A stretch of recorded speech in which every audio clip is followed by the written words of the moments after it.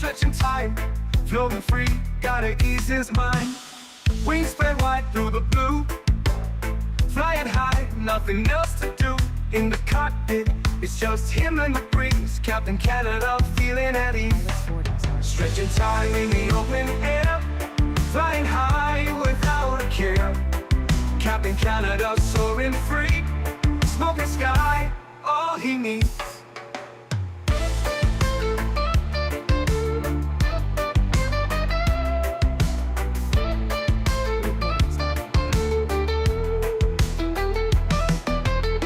Turbulence can't shake his vibe, every puff makes him feel alive.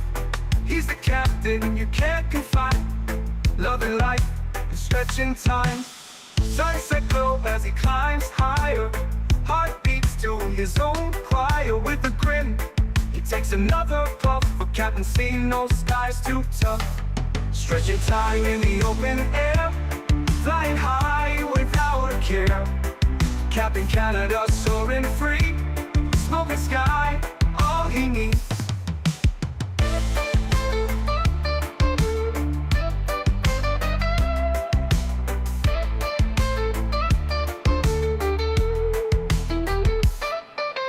Stretching time in the open air, flying high without a care.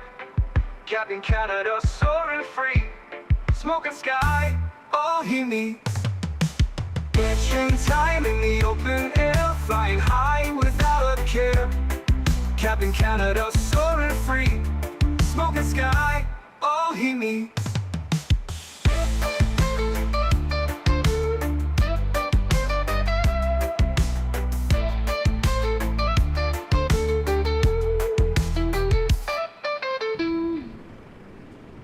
Hello everybody, welcome back to another Microsoft Flight Simulator live stream. I hope you're all doing well. Happy Thursday evening, my friends. Hopefully you guys enjoyed the stream earlier.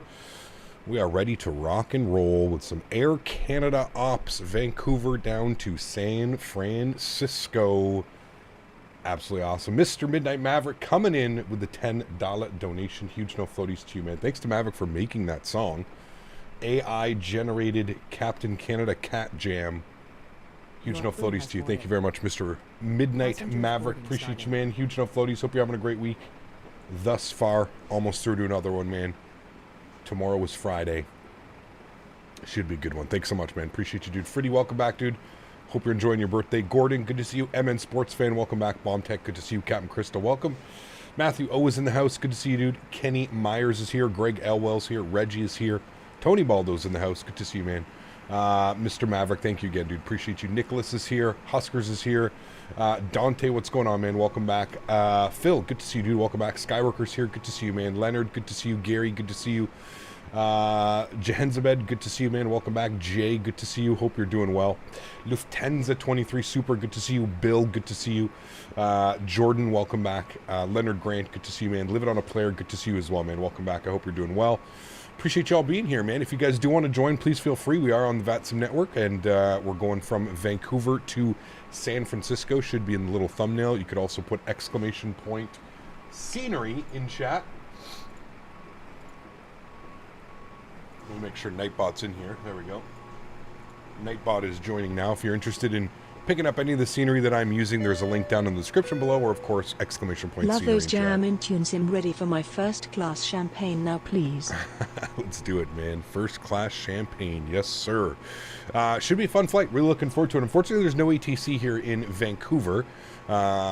That being said, it shouldn't be too difficult to get out of Vancouver. We'll have a look at the weather.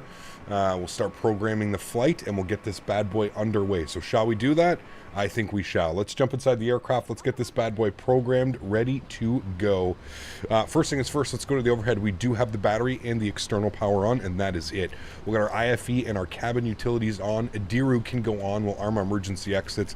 Our window heat will go on, and then everything else will just stay for now. We'll get the seatbelts in the auto position, but other than that, we're looking pretty good on the rest of that. I'll turn up a little bit of brightness on these guys.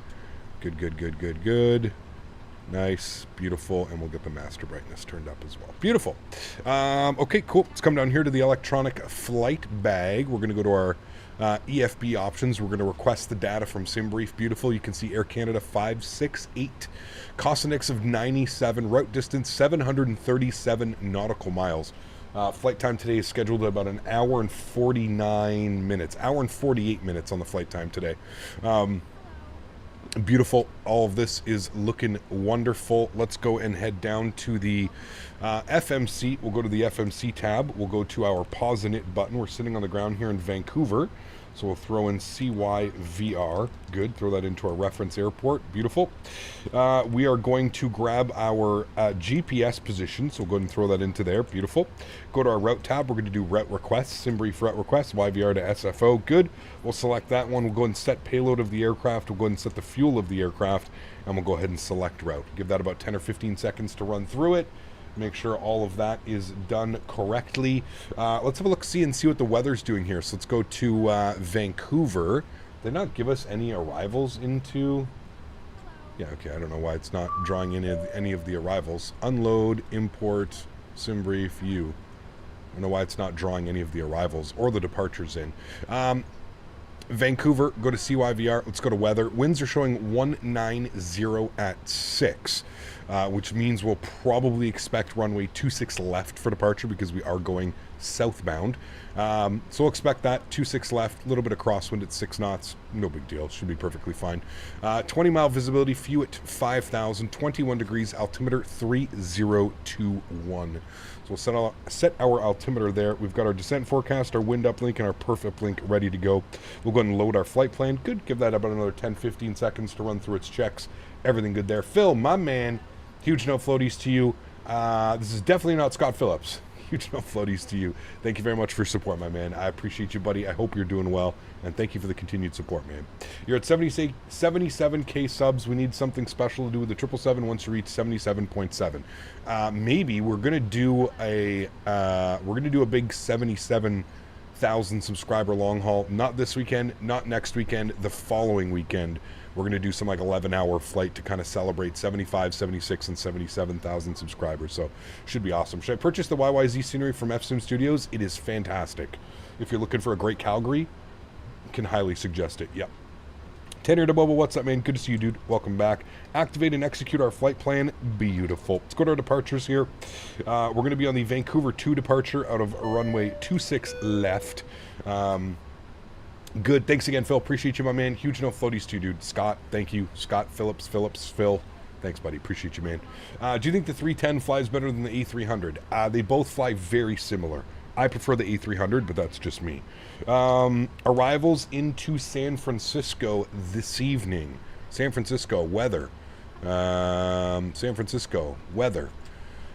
Winds are 310 at 17 knots, so obviously 28 left or right. Is left open now? I don't know if the left is open yet, but I think it is. 28 left or 28 right. We can take either one. We'll plan for the left side. If we need to move over to the right side, not that big of a deal. So go to Vancouver's. We'll go to standard instrument departure. They're both open now. Perfect. We'll go to the Vancouver departure. We'll pin that. And then San Francisco. I don't know why it's not like... Even in our flight plan, it shows us on the Bodega 4. So I'm not quite sure why it's... Maybe because it has direct after? What about if I just do that? Done. Would you pop the... It's still not putting the chart down here. It's kind of weird. San Francisco. Let's go to standard terminal arrivals. And we're going to be on the Bodega 4 arrival for the ILS 28 left is the plan today. You can see we overfly the airport bricks at 11,000, then it'll be radar vectors down and in. So that looks good. Let's go on the Bodega 4 arrival with the, I think we're on the Melbeck. Yes, the Melbeck transition. And we're going to expect ILS 28 left. And if I had to take a guess, let me pin that up here. Actually, let's not guess. Let's just look at our charts today. 28 left, we'll pin that one. We probably want to take it from... Don't want it from Eddie because we're going to overfly like this. Probably just He-Man. Is He-Man an option? Let me see. It's not. We've got Archie, Eddie, Faith, and Sidby. So definitely not Archie. Definitely not Eddie. We could take it from Faith. And where's the other one? Sidby? I don't see Sidby on here anywhere. So I'm just going to go ahead and take it from Faith because that'll basically just give us an extended down leg, and we can just vector ourselves in from there. So I will select Faith as our transition, and we'll go ahead and execute that. Good, let's go to legs, scroll through here. We'll make sure we don't have any crazy discontinuities. There's one. Continue flowing through. Good, everything is good there. There's the go around. Perfect, cool. Let's go to our NITREF tab. We'll accept our NITREF. Zero fuel weight today is 204.4 with a gross weight of 226.7. Good, fuel on board 22.3. Everything checks with SimBrief. 97 on the cost index. Everything is good there. Let's go to our thrust limits here today. We're at sea level, so we're probably just going to do an epic D-rated takeoff. Let's go to performance tools. We're going to import from aircraft. We are departing on 26 left. Import from aircraft again. Let's go ahead and import the live weather. Beautiful. 3021, 190 at 6, 21 degrees. We'll calculate that. Of course, takeoff D-rate 88.3 on the N1 because we are at sea level. Takeoff 2 with a 46 degree cell temp. So takeoff 2, 46 degree cell temp. Good. Let's go to takeoff page. Flaps will be set to 5 degrees. CG weight today 29% with a trim value of 475, and our V speeds 48, 52, 58. 48, 52, 58. Beautiful. Everything looks good there. I am happy with that. Let's get some range rings up on this guy. Range rings up on this guy. I am going to blank out the bottom. I'm going to go to this side now. Then I'm going to go here, and I'm going to go engine, and then I'm going to bring that back. And then I'm going to go here, and we're going to go checklist. Beautiful.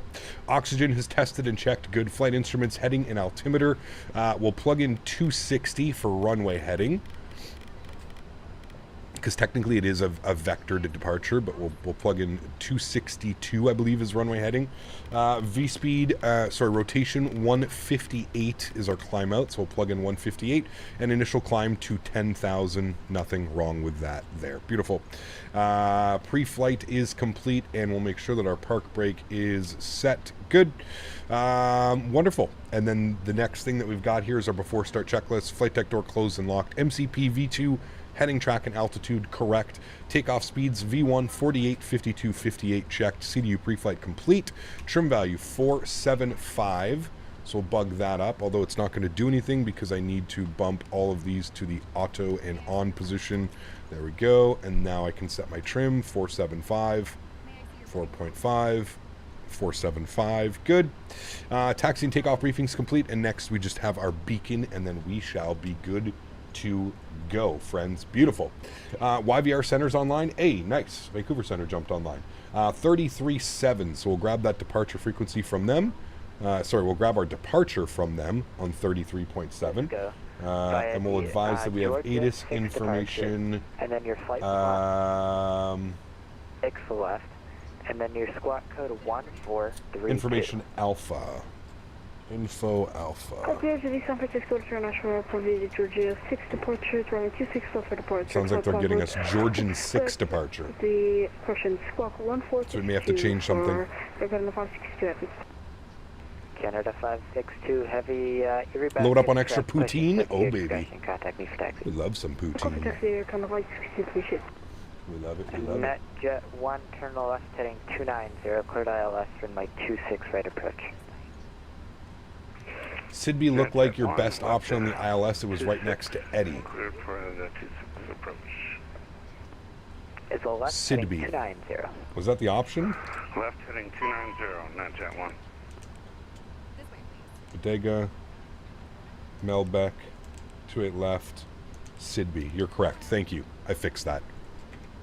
Air Canada 2316. Good, thank you.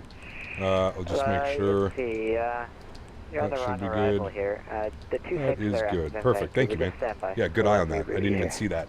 I was expecting it to be like another transition from another end. For the 8th earlier and then hopped on. We can take Boeing 787 fan, thank you very much for the £2. Says, I made it tonight. This stream. Saturday plans. No stream for the next 2 Saturdays, unfortunately. So no stream this Saturday, no stream next weekend at all. We'll be back to normal kind of schedule in about 2 weeks' time. But thank you for the support, man. Appreciate you.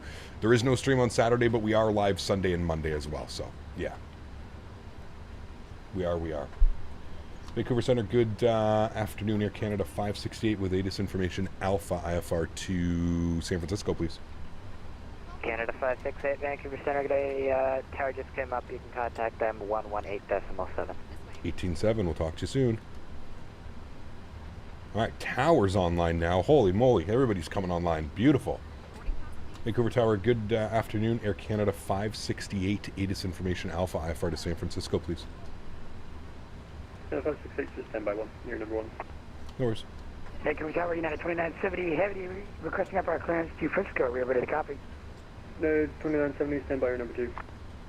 What are our Sunday plans? We're jumping in the Phoenix A320, and we're going to have a look at the brand new Builds Dubrovnik scenery, LDDU Dubrovnik. Air Canada 568, Vancouver Tower, hello, you're cleared to San Francisco on the Georgia 6 departure, then flight plan route, departure runway 26 left, squawk 6710.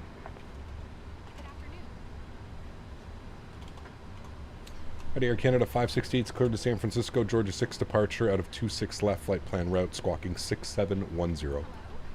Air Canada 568, readback is correct, push and start your discretion, contact me when ready for taxi. Call you when ready to taxi. Thanks, Air Canada 568. All right, beautiful. So, a couple things we need to change. Let's go to our departure page here. We're going to be on the Georgian 6, which I believe is the GR. Come here. We're going to unpin that one. Vancouver, SID, and it's the Georgia 6 departure is what we're going to be on, which is essentially 263 on the heading, then a left turn to 247. So we'll select that one, the Georgian 6 departure out of 26 left, and we'll execute that. Good. Nothing else should be changed. Everything should be the same. No difference on the thrust limits. None of that fun stuff. So everything looks good there. I'm happy with that. Boarding is complete. Let's go ahead upstairs. Let's spool up the APU.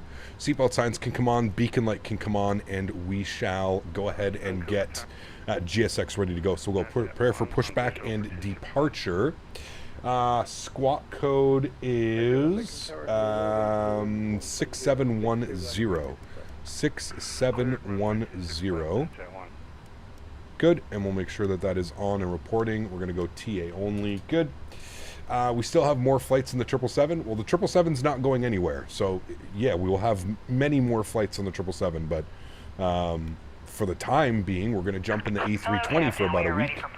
And, yeah, jump in the A320 for about a week, and then we'll maybe see what we can do from there. Maybe back in the MD-11, maybe back in the 777. Not quite sure yet. Landed in Toronto and within 5 minutes hopped on Tower. Enjoy. Hey, Azrito, nice, man. Appreciate you, dude. Thank you, buddy. Thank you, thank you, thank you. All right, APU is spooling up, almost done. Let's go ahead and go to our ground operations. We'll close our main door. We'll close the cargo doors as well. Everything is closing up now.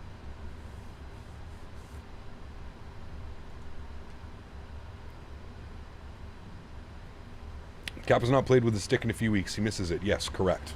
What's your favorite 777? The one that you're on, Dan. Let's go ahead and arm all the doors. Beautiful. Doors are closing. Everything's getting ready there. Upstairs, we're on APU Gen. We'll make sure we disconnect our external power. Good. Let's come down here. Let's go to... let's go to our ground connections. We'll remove the chocks. Good. It's going to remove everything else as well. Open back our performance calculator. Beautiful. On the Georgian 6 departure, just confirm our altitude. Don't think it gives me an altitude, does it? Safe altitude within 100 nautical miles, 18,000, Georgia 6 departure. All right, we're just going to bug up. I think it's 5,000. Oh, maintain 7,000 till advised. Okay. Nose right facing west. Yes, that's what we want. Upstairs, seatbelts on, everything looks good. We'll get the fuel pumps on, and let's go ahead and just want to make sure nobody's pushing. Ooh, he's pushing. We're going to give him a second. I don't want to push into him because that's exactly what's going to happen. So we'll give him some time to push and start, and then we should be good to go afterwards. Hey Cap, 737-800, when I turn on the autopilot switch, why does my course reset?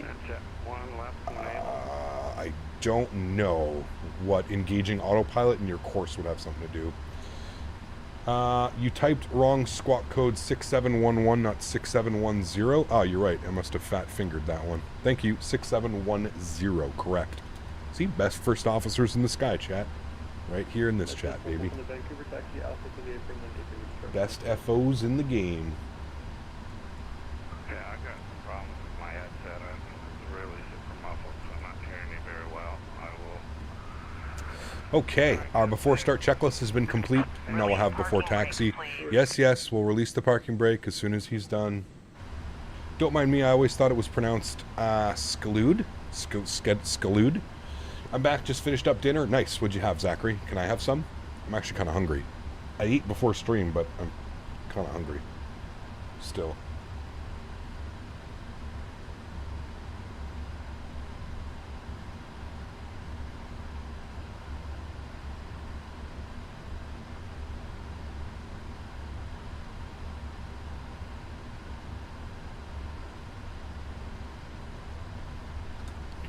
Goodman, hello, welcome back. Hope we're doing well. You had Jimmy John's? Nice. Nice. I don't know what I'm doing for dinner tomorrow. I'm going out to the farm tomorrow. Don't know what I'm going to end up having. Have that big barbecue. I'm going to not barbecue tomorrow because I'm having a big barbecue on Saturday.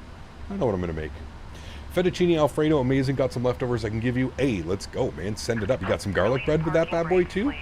Need to go make some dinner? Hey, once we get to cruise, perfect for dinner. You know what I mean? You had your Army mess hall food. I mean, could be worse. Could be worse, right? How was Chick-fil-A? Oh, Joe. Slapped on every level, my man. Every level. And I pigged out, like, dude. I was such a fat ass when I went there, man. Listen to my order. Are you ready for this one? And by the way, I ate everything. I got a spicy deluxe combo with a large lemonade, an 8-piece chicken nugget with a 3-piece spicy tender. Ate it all. Every last crumb. And finished the lemonade. Needless to say, I was not feeling the greatest. Afterwards, and like for half of the day before, it was, whew, man. 2 chickens died for your sins. Nice. Gap, did you ever get your PPL? Maybe, Julian. It depends, man. There's a lot of factors, right? I consume medical marijuana, so that would be the biggest factor in getting a license and passing a medical. Gap, I missed your flight to my country, Ethiopia. Addis Ababa. These YouTube notifications are killing me. We need more of those. Yeah, I don't know what's going on with them today. Not even today, man. I've noticed it like this past week. You know, we went from having like 400 or 500 like a week ago flying the 777 and stuff to now like barely cracking 200 viewers. There's either everybody's on vacation or YouTube is forgetting to send out notifications and remind people when we're actually live. But yeah. I got the legendary cardboard waffles courtesy of the United States military. Uh-oh. Oh, man.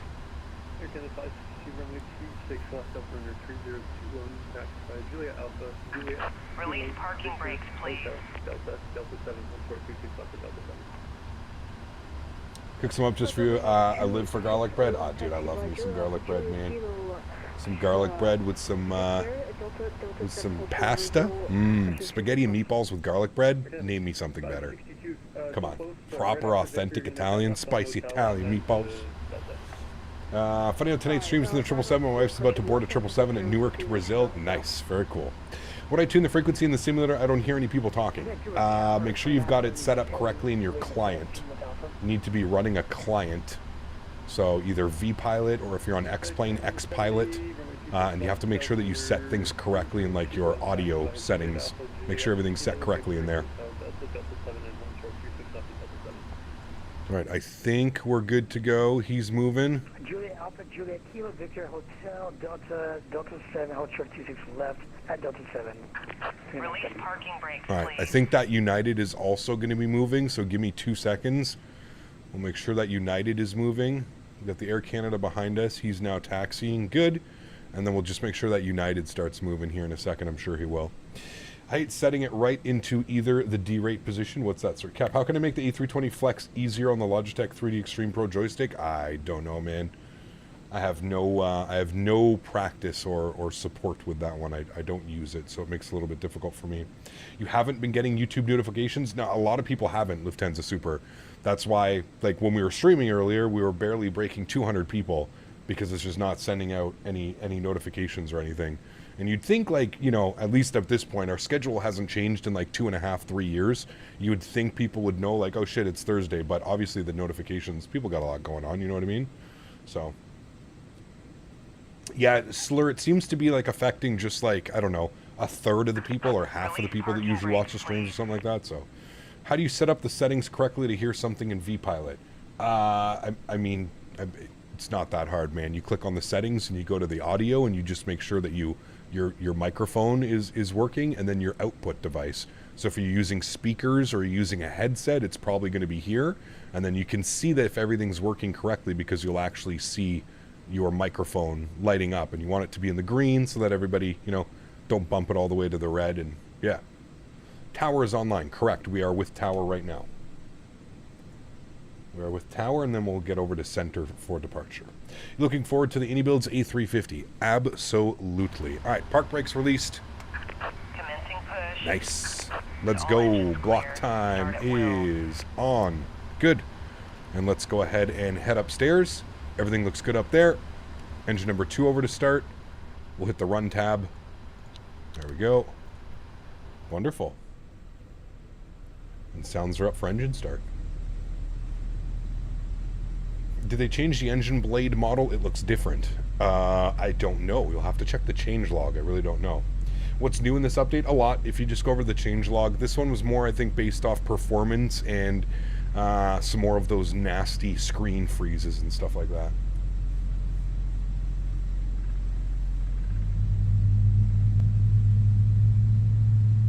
You're fine, Vlogs. I get it, man. Subcap 1 a.m. here in England.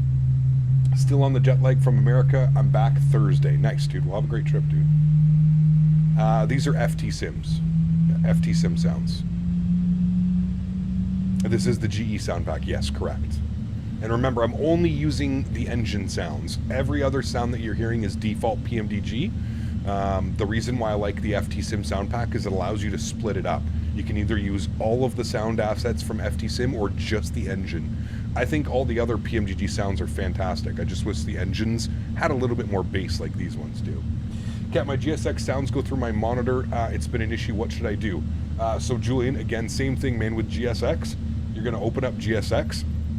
You're going to go to GSX settings. You're going to go to audio, and you're going to find the audio devices that you want to use. So for, you know, what you want as your output. I have an audio mixer, so mine is set to music, tied to music mixer. So that's how that is done. I love FT Sim because it adds so much bass, which the PMDG tends to miss out on. Correct. Yes, and the basses, we all live for the bass, right? It's so wonderful. All right, engine number 1 to start and run. Beautiful. I'll see how the default sounds. The default sounds are better. They're definitely better, but they're still lacking that extra little rumble and bass that you get with this sound pack that I really enjoy. 2970 looks like you missed that right turn there on Kilo. That's okay, you can continue straight on Juliet. Please set parking brake. Please set parking brake. Set. I'm on MSFS. My senior may be off. I'm moving to Edmonton in 2 weeks, currently living in Uruguay, so it's going to be a long trip. I'm traveling with my 2 dogs. Any advice? For living in Canada and living in Edmonton, ask Mr. Daniel Barry. Dan Barry lives in Edmonton. I'm sure he'd be able to guide you around the city better than I can. As for Canada itself, just enjoy it, man. Tried the 42 immersion pack? Nah, Jake, way too expensive for me, man. Way too expensive, dude. You got to buy the base. You got to buy the base immersion pack for $30-something. Then you have to buy the aircraft immersion pack for another $15. That being said, it's about $50 US just to get like some cool contrail effects and stuff. That's a little bit of a miss, man. That's too much money, dude.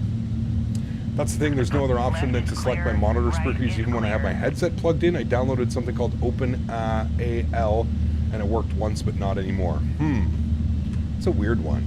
Captain, can you share your order for your audio mixer as well as the beacon mixer, create audio mixer? I mean, you can put ! mixer and that will show you. I don't know if I can share my audio things, but yeah. Would you look at a tour guide? Absolutely. All right, 2 good engines. APU goes off. Good. Down here, anti-ice. Good. Recall check. Our tire pressure should be removed now, chat. Yeah, there we go. Recall checked. Good. Auto brake over to RTO. Beautiful. Flight controls. free and clear. Ground equipment clear as well. Before takeoff checklist, flaps 5 degrees before takeoff. Cap, why do you consume medical marijuana if you don't mind me asking? My back. I have a very, very bad back. Very bad. Through injuries when I was younger and welding and all kinds of other jobs and stuff. So if I wasn't using medical marijuana, I would probably be on some type of prescription pain medication, which I am highly, highly, highly against. That shit is insanely addictive. Yeah, I've got a super addictive personality as well, so I just try and err on the side of caution, if you will. Before takeoff checklist is complete. Next is our after takeoff checklist. We'll go flight directors, left side, right side, LNAV, VNAV, and initial climb was 7,000 feet. Per the chart, I believe. 7,000? Yes. Where was it? I just saw it. Right here. Climb heading 263 to 1,000, then left turn heading 247 or assigned by ATC, maintain 7,000 or assigned. So there we go. Good. Tower Canada 568, ready to taxi, 26 left. Canada 568 with 26 left, that's under 3021, taxi by Juliet Alpha, Juliet Kilo, Victor, Hotel, Delta, Delta 7, hold short, 26 left to Delta 7. That's a mouthful. Juliet Alpha, Juliet Kilo, Victor, Hotel, Delta 7 will hold short, 26 left at Delta 7, Air Canada 568. Alright, good. We got all that. I'm surprised. That's why you write everything down, chat, because that was a pretty hefty takeoff clearance. Alright, park brakes coming off. Upstairs, everything's good. Taxi lights are on. Good. Let's go flying. Where's delivery from? Flightsim.to.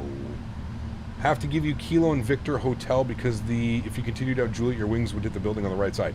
It's because we're the big heavy boys. That's why. So he wants us Juliet Alpha, then a left turn onto Juliet, then... Wait. Left turn... Wait. Juliet Alpha... Oops, sorry. Kilo Victor. Who the fuck is Kilo? Am I missing something? Oh, Kilo's here. Okay, Kilo Victor Hotel. That's why. Okay, got you. That makes sense. That makes sense. Thank you.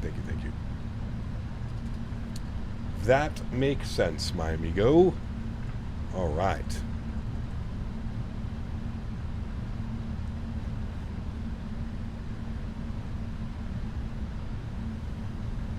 It is Malufi. Yeah, those engines are very powerful. Very powerful. Not gonna like the old Air Canada livery better than the new one. Oh, I mean, I like the old one as well, but the new one is just so sleek, man. It's so sleek. I like the toothpaste, and now that the toothpaste is going away, I think I like it even more. But nah, I'm a big fan of big fan. Alright, so Kilo's going to be up here. These are the de-ice pads, I believe. There's the cabin letting me know they're ready to go. Those engine sounds awesome and great for giving people tips during your stream. Appreciate it, man. Thank you. Have a great night. Bye-bye. Alright, and it should be our third right onto Kilo.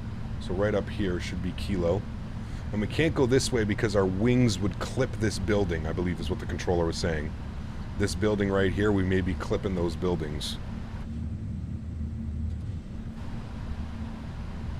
The new liveries like United and Air Canada ones look weird on the 777.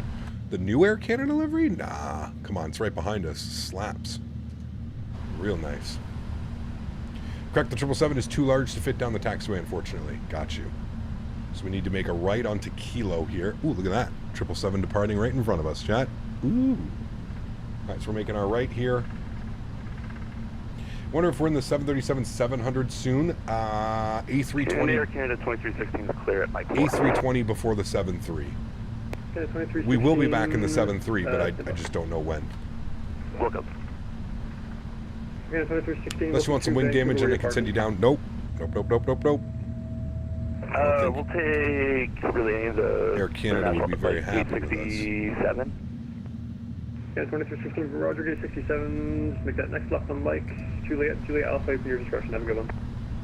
Left on Mike, Juliet Alpha. Do you think you'll ever fly the Headwind 330 again? Probably not, Dante. Nah. I think the next A330 that I'm going to fly is either the Aerosoft or the Innie builds, whichever one comes out first. Especially now with the likes of the 777 and the MD-11 out, I don't really, nah. Maybe if Headwind gets it together and we eventually, they eventually decide to add the custom 330 cockpit to the Headwind, maybe I could do that, but yeah. Yeah, of course, Phil, saw it, man. It's crazy, dude. Yeah, that plane is going to be insane, man. I'm very, very, very much looking forward to that one. Going to be crazy, man. All right, here's our left on hotel, chat. Whee! We're getting a little beautiful view of Vancouver. I want to enjoy the Headwind 330, but the cockpit takes me right out of the... Well, it flies like an A320 as well. They need to, they need to do some work on that aircraft before I'm going to kind of pay attention to it. And like I said, now that I've got the 777 and the MD-11, my heavies are pretty much taken care of, right? Like I don't need to fly. The only really reason I was flying like the Headwind 330 and the some of the other like 787 mods and stuff like that is just because we needed a heavy aircraft. So now we got this one.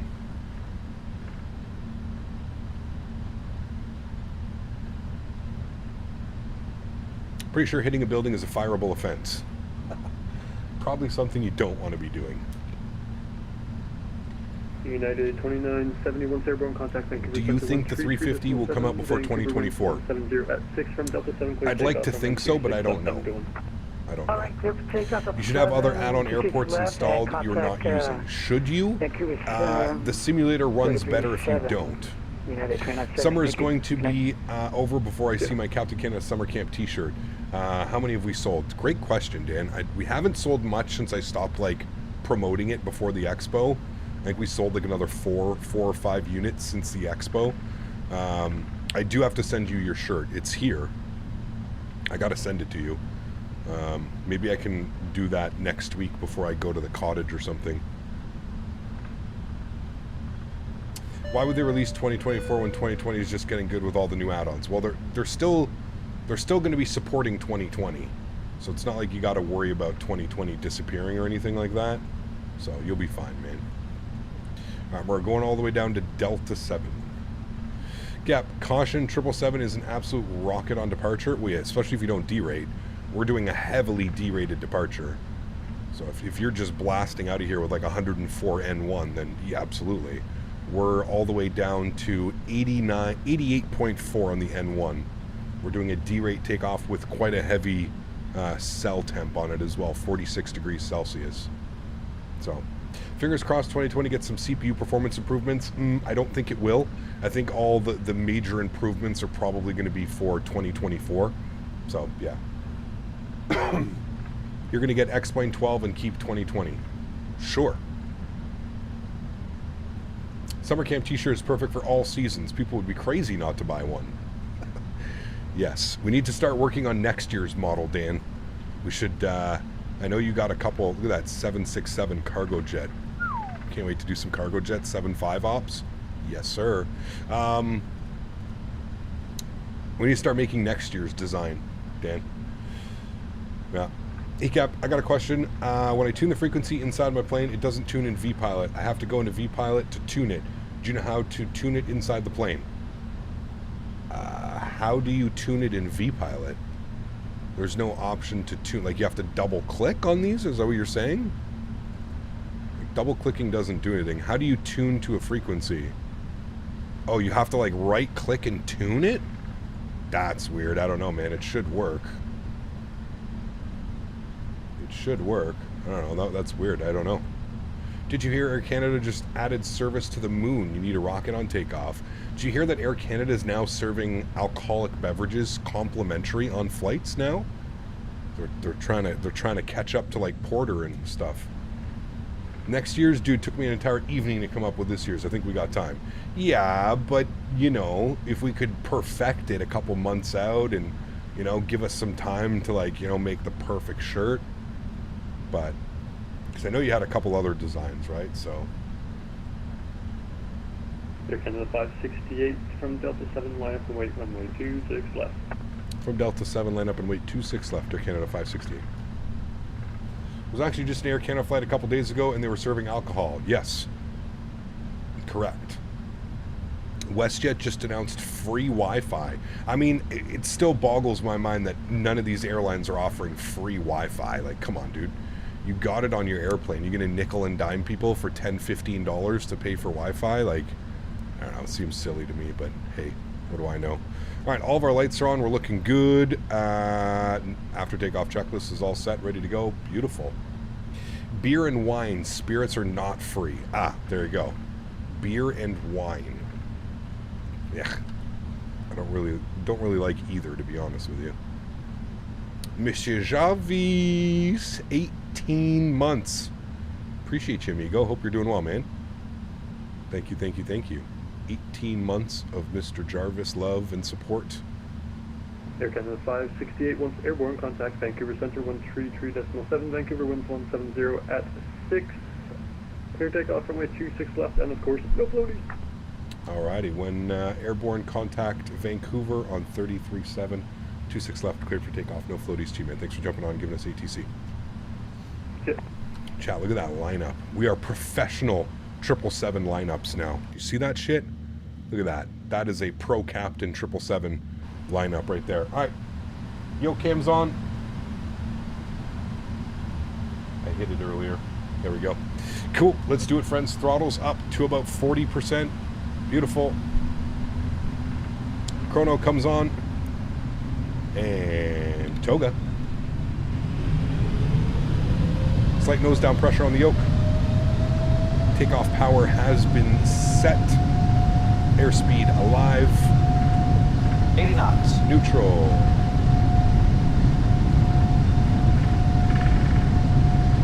I could drink a few ciders. Yeah, that'd be good. V1. Rotate. Monsieur Javis. Thank you for the support, man. Appreciate you, dude. Huge no floaties, my Positive man. rate of climb. Gear up. Thank you, Monsieur Javis.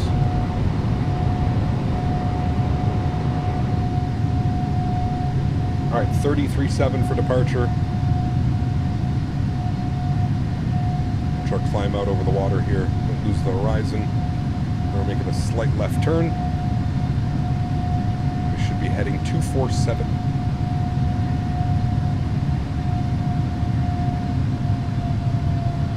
There's climb power.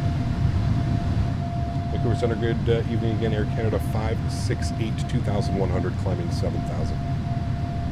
Air Canada 568, Vancouver Center, good day. You're identified climb 16,000. 16,000, Air Canada 568. 16,000. 2970 traffic gives Beautiful. to your 12 o'clock, 6 miles. The northeast that nose down trim a little bit. 21 at 8,000. Beautiful. Should be the factor. We got him on TCAS and the 2970. Let's go flaps up, position 1. We're going to get a direct 2 here in a second. Air Canada 562, you'll leave my airspace to the south shadows offline. Your surveillance services terminate. Change to the on-route frequency. Good day. Advisor, have a good rest of your night and start for the weekend. Looking for 220 on the speed.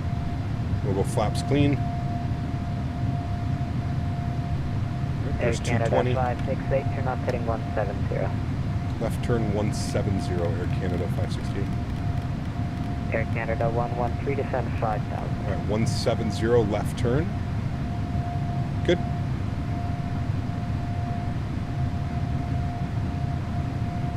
Is this route still done to 777? 770, 787, 900. Level 350. Close enough to a 777.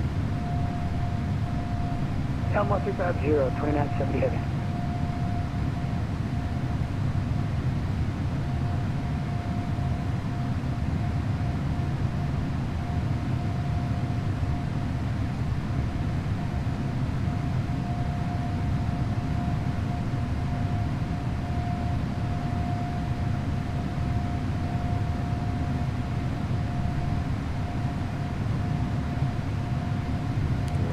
3770. Good.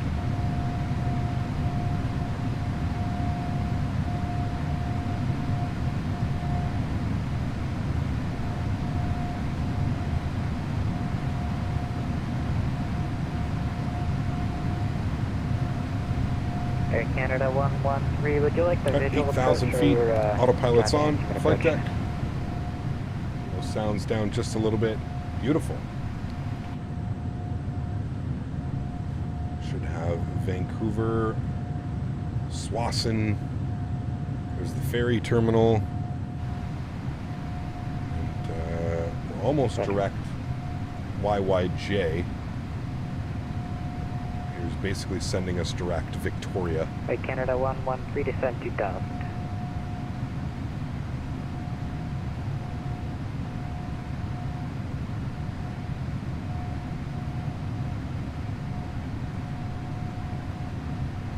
Took the 787 to Dublin, but now AA uses a 777 for that route. It can change some reason. Yeah, they change all the time.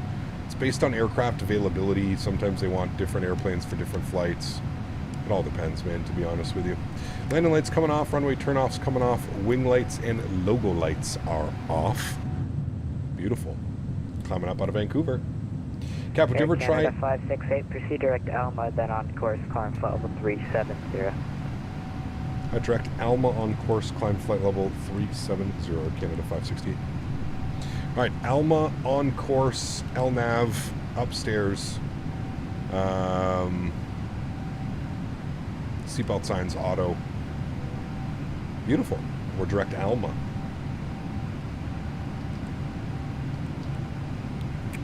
I forgot to do my winds. I just have to load them. Execute. And we'll do our descent winds as well. Oops. Uplink those.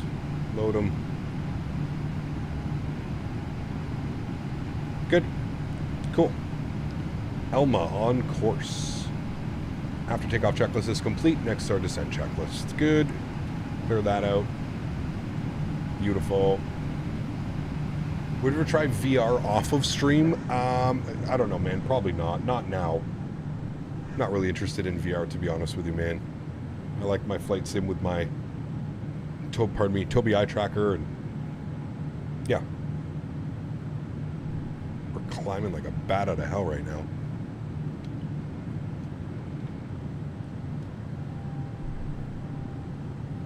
You're cleared to 37,000? I thought I bumped it. Oh yeah, you're right. I thought that was the first thing that I did.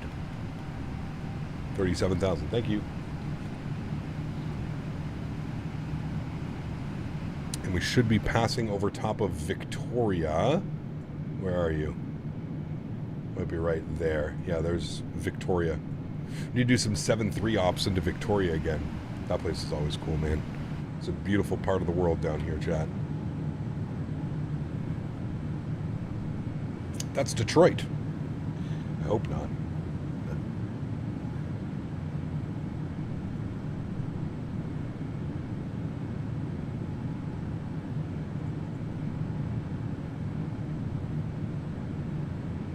Look at that engine wobbling out there. I love it.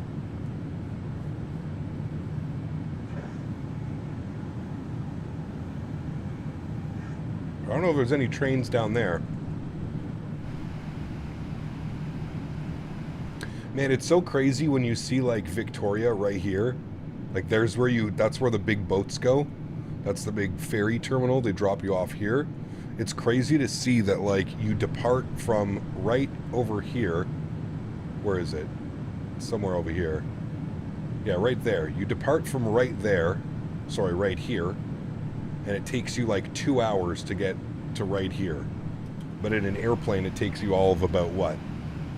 10 minutes, not even, through 18,000 standard barrel pressure. This plane is incredible, man. It's yeah, PMDG really knocked it out of the park with this one, in my opinion.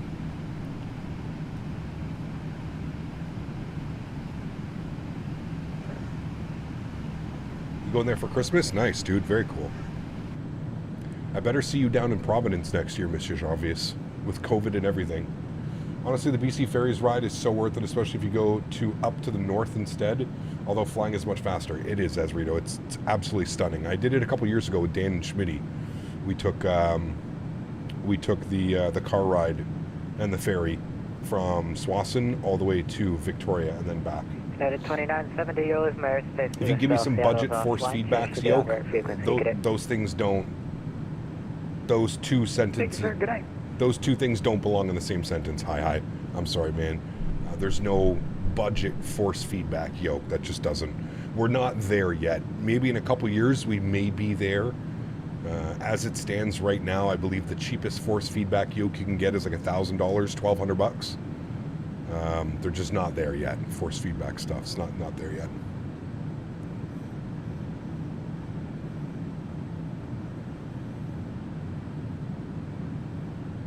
Probably not going to be able to make that work. Got lots of life stuff happening this winter/spring. Money's going to be tight. All right, man. I hear you. If you can make it, though, you know. Hey, Cap, did you see the Anybuilds 350? If so, what's your opinion on it? Looks incredible, Banksy. Yeah, it looks incredible, man. Excited for the aircraft. Other than that, I don't really, have to wait and see, my man. Had to get the FPS to actually... How did you get the flight plan to actually file on the plane without me typing in all the waypoints? All I can request from SimBrief, and it shows everything, but the flight plan isn't there. Make sure that your SimBrief is linked with the aircraft in the tablet. If I can afford it, I'll be there. Don't plan on it. Got you. Didn't you say that about Vegas, though, too? I think you did, Mr. Javdis. There is... Where's the harbor? Where's Victoria Harbor? Oh, it's right there. Okay. That's the Victoria Harbor. That's where all the seaplanes come in and out. We were right down there, too. Monsieur Javis. That might be Victoria Harbor. This actually might be it right here. I could be wrong. It also could be here. Air Canada 568, I might have. From my airspace, Seattle's offline. Your surveillance services terminate. Change to the on-ramp frequency. Have a good flight. Over to you, Unicom. Thanks for ATC, man. You have a great evening here, Canada 568. All right, 122.8. Beautiful. There's the Olympic mountain range in front of us. Gorgeous. Gorgeous. There's a big beach. It's right here. There's a big beach here, and you can hang out. So this must be, this is where it is then. There's a big beach here, and when you're chilling on the beach, you can see these mountains, the mountain range right in front of us, perfectly. It's pretty crazy. Minecraft stream at 100K? No, thank you. Is that real time? We are flying real time. Yes, correct. We are. When do I come to Kelowna? When we get the Q400, do a bunch of Kelowna ops. Or I guess A320 or 73, but cooking stream at 100K? I don't know, man. I don't know. No, thank you. Keep it nice and polite. No, thank you. All right, climbing up through almost 30,000 feet. Looking good. Got a slight little tailwind, always nice. You have returned with food. Foot finder at 100K. Oh boy.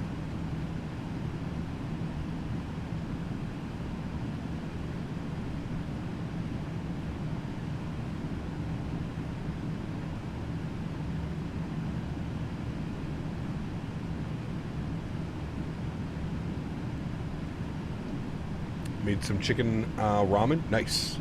If you remove budget limitations, then what flight sim gear would you recommend? Honestly, man, I really truly mean this.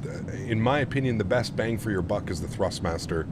The Thrustmaster Boeing yoke, the Thrustmaster Airbus setup, it really truly is the best, man. Now, I am sponsored by Thrustmaster, but I'm also not, I'm not going to bullshit and stuff. Like, price to performance, what you're paying for what you're getting, it's almost impossible to beat the Thrustmaster lineup, man. Are there more expensive and better stuff out there? Sure, absolutely, for triple, quadruple the price. So, really, it's up to you, You ain't ever too old for Minecraft. That's like saying you're too old for Legos. I like Legos. I was wondering if we make it a 747-400. Yes. We're probably getting the 400 passenger, 400 freighter, 800 passenger, 800 freighter. I'm pretty sure that's what they're doing. Yeah. Thrustmaster yoke with the honeycomb Bravo is the best pair. There you go. Although I don't know if I'd be buying any honeycomb products nowadays, to be honest with you. Just if anything were to go wrong, I don't know how you would ever get any type of your money back or a refund, or I don't even know, you know. This Boeing yoke is the bee's knees. It's so good, man. It's so good. Yeah, it's so good. No, thank you. Make that into a sound clip. He probably is recording. Let me know when you're recording, Dan, and I'll do a perfect. No, thank you. Oh, man.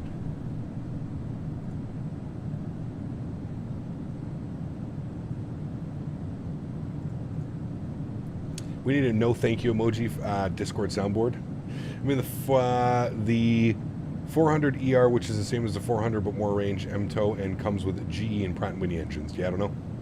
Face reveal? You can already get that on the Facebook and the Instagram. That's not really hiding much, right?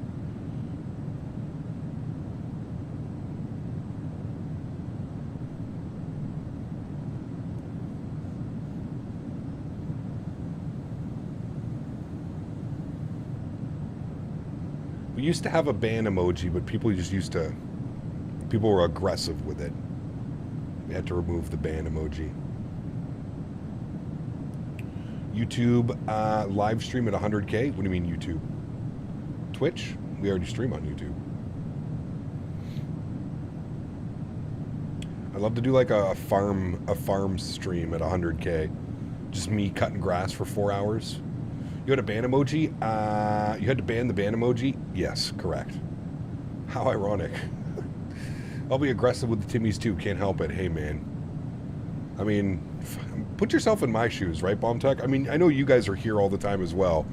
You guys see it, but like, I have to live and breathe it, man. Like, it's just non-stop. You know what I mean? So, why do you think I always tell everybody, man? People are like, how come you smoke weed? It's like, bro, have you seen what I do for a job? No, thank you. No, thank you. No, thank you. There you go, Dan. A couple different no thank yous for you to choose from. I get it too, bro. I got to keep people in the channel and can't ban everyone, but they begging for the pain. Well, yeah, I don't know, man. Like I said, dude, I think like at this point, because I read every comment and I react to every comment, I think automatically I have a little bit bigger of a target on my back, and there's more people that come in here just to fuck around. Like they have 10, 15, 20 different accounts, right? And they come in here and they always act the same. It's also very easy to be a keyboard warrior because there's no repercussions, right? What am I going to do? Track somebody down, go find them and punch them in the face? No. So it's, you know, people are more likely to be dicks and idiots when they're got a, you know, a screen in front of them. So, yeah. No, thank you. No, thank you. Next emoji is no, thank you. That'd be a good one. That would be a good one. I don't know how we would put it, though, but that could be a good one. Kind of like the departure, maybe. Kind of like in that style. No, thank you. I would track them down for you. Oh, man.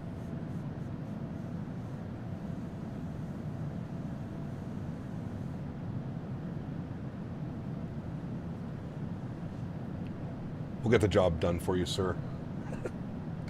What's that, like Jay and Silent Bob? Remember the Jay and Silent Bob movie?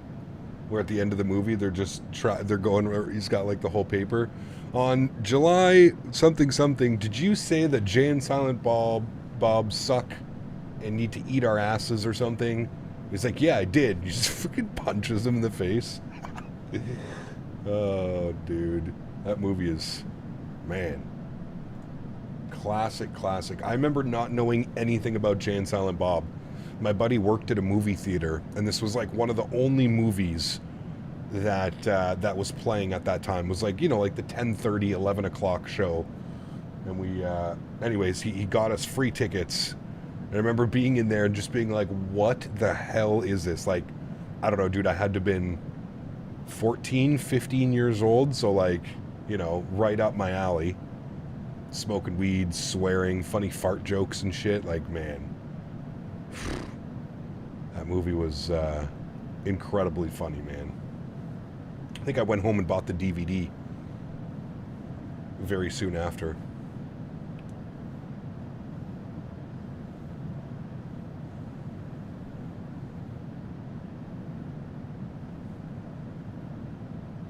Dumb and Dumber was on in that time frame? No, Dumb and Dumber was in the 90s. Jay and Silent Bob was like early 2000s? 2001, 2002, 2003? I think somewhere around there, wasn't it? For Jay and Silent Bob?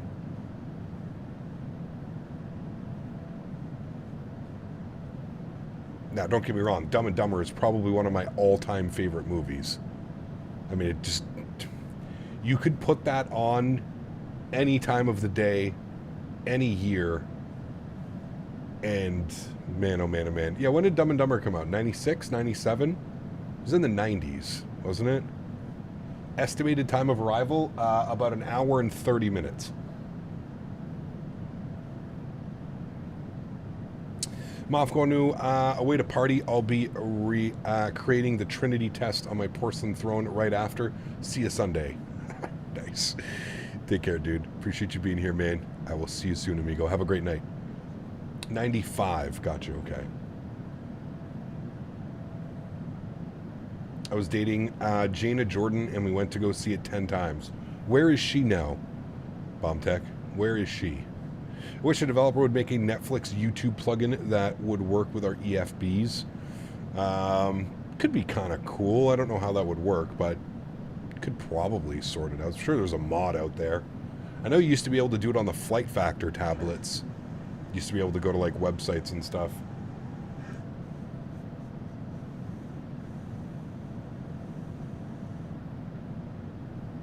She's divorced, living in Baton Rouge, Louisiana last time I heard from her. She was so hot. Oh. We better get them up on the IFE. That'd be kind of cool. Yeah. Control the IFE. Just put on someone's stream or a video or a movie.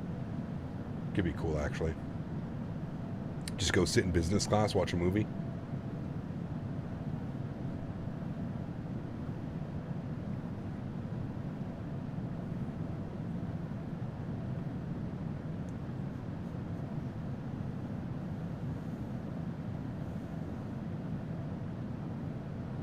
One of my exes has 3 kids now. Holy bullet dodged their friends. She's got 3 kids, and my other ex had to... she was like a traveling nurse. I don't even know where the hell she lives now. She's not here anymore. So I don't even know if I would have been here if I was still with her. Who knows, man? Who knows where I would have been? But yeah, 3 kids, dude. Dodged that one, my friends. Any idea? I thought to fly a 747-400G and Pratt & Whitney only when they release. I have no clue, Boeing fan. I'm not going to be worried about that, man. Those airplanes are probably not releasing for another year or so. I'm not concerned about trying to start setting up flights for the PMDG 747. I don't... No clue, man. 3 kids, noobs, 6 with 5 men, none of them mine. Jesus. Oh, man. Will you do regional local flights in smaller aircraft? When we get some better, smaller aircraft, John, absolutely. Currently, other than like the Phoenix A320 and the PMDG 737, there's nothing really quality. You know, the Embraer E-Jets that are out, they're not very good. They still don't have a custom autopilot, still don't have VNAV, still don't have a custom FMC. The CRJ from Aerosoft needs to be updated insanely. The ATR is good, but like, nobody flies the ATR, man. That's the problem with the ATR, right? Like, it's an okay aircraft. It does the job, but just difficult as nobody flies them. Ever planning for kids? No, man. I'm one of those, dude. I am one of those. I respect everybody that wants to have kids, and I wish them the best. That is not an endeavor that I want to go down. Absolutely not. I do not have patience, man. Like, I would lose my shit, dude. Nah. No. You know what? Some people, they're just not meant to have kids. That's me. I'm just not there. I'd probably be a great dad, but I just... Nah. I don't... it doesn't interest me in the slightest. It just really doesn't, man. I like being able to go anywhere that I want to go without having to, like, worry about things like that, right? Go up on vacation, pack my shit up, move, do whatever I want. You know what I mean? Yeah. Silver Airways flies the ATR in Florida. Yeah, they're like the only operator in the U.S., Garen. Hence why I said nobody flies them. There's like one operator of ATRs. I know that there's probably a few of them. I think FedEx ATRs are still a thing. Maybe not. I don't know. But yeah, they're one of those aircraft where like you could fly it for a week and you could fly every single airline that flies it and you're good to go. At least we have Daisy. Exactly. Exactly. Yeah. Does anyone know why GSX keep telling me to turn off my engines even though my engines are off? No. I said the same thing until we had one. Hated kids. Different when it's your own. I mean, maybe. I'm not, you know, I'm not denying that, Lost Trucker. I can only just from, you know, from where I'm at and what I want in my life, it's just, I don't know, man. I'm just not interested. Things may change, man. Who knows, dude? 10 years from now? Who knows? 5 years from now? Who knows, right? It's not like I'm like, you know, 100% against the idea. Just with what I want to do with life and how I want to live life, it just doesn't, I just don't see having a kid. I just don't see it, man. And like I said, I'm perfectly okay with that. And so is the fiance. She's not interested in having kids, and I think that's, you know, that's a big thing when you have a couple and one of them wants kids, one of them doesn't want kids. It usually leads to a breakup, right? A divorce, whatever. So, yeah, we're both on the same attitude and wavelength on that one. Need to go somewhere? Dump them off at your mom's house, like Daisy. Sure, she would. They fly into St. Pierre and Montreal in it sometimes. Wouldn't want to do that flight. That'd be a crazy one. Yeah. Air St. Pierre, I saw that one. It's harder when you're older. I had the first one when I was 35. Best thing ever. There you go, man. See? And you know what, dude? I'm happy for you. I'm happy that you enjoy it and that you love having a kid. It's just, like I said, man, for me, I don't know.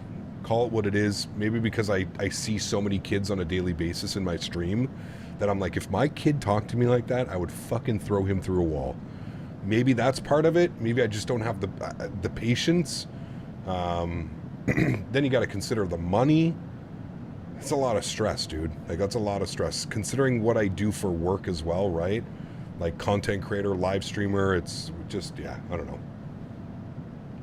This is not a welcoming world for kids anymore. 41, childless, and loving my freedoms. That's what I'm saying, dude. That's what I'm saying. Aviator Chill, what's up, man? 8 months. Good evening, Cap. Hope all is well. These A350 teasers are so stunning. I hope you're having an awesome week so far. Chill, thanks so much, man. 8 months, 4 more months till your 1 year badge. I am doing well. Had a great stream earlier. Flew some flights I've never flown in my flight sim career, so yeah.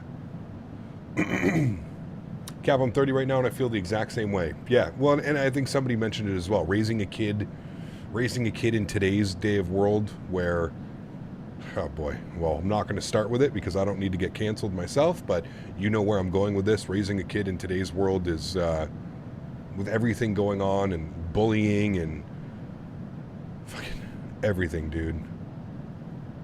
It's, yeah, no thank you. 56, childless, and equally as happy. Yes. Yep, I'm legitimately afraid of the idea of creating a new life and making it experience this clown world. It's pretty wild right now, man. Pretty wild right now. Dan wants to be an uncle. Dan is an uncle to Daisy. That's why I told my mom. I was like, listen, there's one thing I cannot promise you children, but what I can promise you is lots and lots and lots of animals. I will always have puppies, dogs, horses, cats. I'll always have all the animals.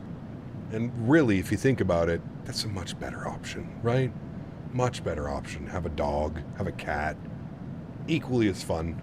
equally as lovable. You know, sad thing is dogs don't last, 75, 80 years, unfortunately, yet. Maybe we'll get some science or something. But, yeah.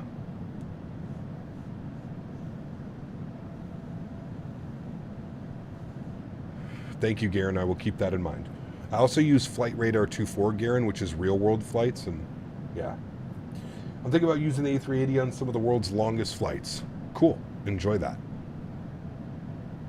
I got tons of animals. Yeah. We got all kinds, man. There's 4 horses that are pregnant right now at the farm. 4 horses. We're going to have 4 babies in the springtime. Little mini ponies, man, running around. It's going to be great. We got 3 cats, 2 dogs. God knows what else. A bunch of other animals, I'm sure, running around.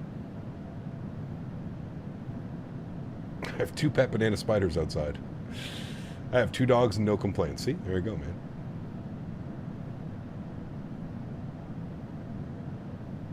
Absolutely. USS Liberty. Yes, I agree. I agree. Cats and dogs, don't they fight? No. Well, Dan, it's very much like they got that stallion, man, and it's he's putting in work. Fuck. He's putting in work out there at that farm, man, that stallion. He's a lucky stallion. My goodness. They showed up and I watched them every day. There's a male on one of those webs. He's not long for this world. Jesus. Oh, man. How do I check how many months I am to view your channel? I have no clue, Herc. I know that if you go to my channel, you can click on it. It'll show you how long you've been a member or subscribed, I think. But, yeah. Reach in deep, dude. You have no clue, dude, how many times I've showed up at the farm and, like, I've parked my car and I've walked around the corner to, like, into, like, the main area, and the fiance is literally shoulder deep into a horse. And it's like, fuck, man, it never prepares you. Never prepares you, man. She's going in and scooping out shit, and it's like, fuck, man. I don't know, man. It ain't for me. It ain't for me, man. Practicing for bedtime. Now, fuck that. No way, sir. No way. Yeah, it's breeding, Davis. So when you're breeding, you have to go in. This might be too much news for a few people, but anyways, when you're breeding, you don't go in through the, you go in through the bum, and then you ultrasound down into, like, the uterus and that area. So when she's, like, when she has her little ultrasound machine out and she's, scanning for babies or whatever it may be, yeah. She does bomb tech, yeah. Hers is a little bit more fancy, though, to be honest with you, man. She has, like, a whole, like, it's like a fake horse. And the stallion just, like, mounts it and goes to town, dude. It's kind of funny, to be honest with you. Have you ever tried it? No, like I said, hers is like futuristic, dude. Shit's crazy. They built, it's like a fake horse. And then it's like driven into the ground so that the stallion can basically get on top of it and go to town. And yeah, it just collects everything and bada boom, bada bing. The magic has happened.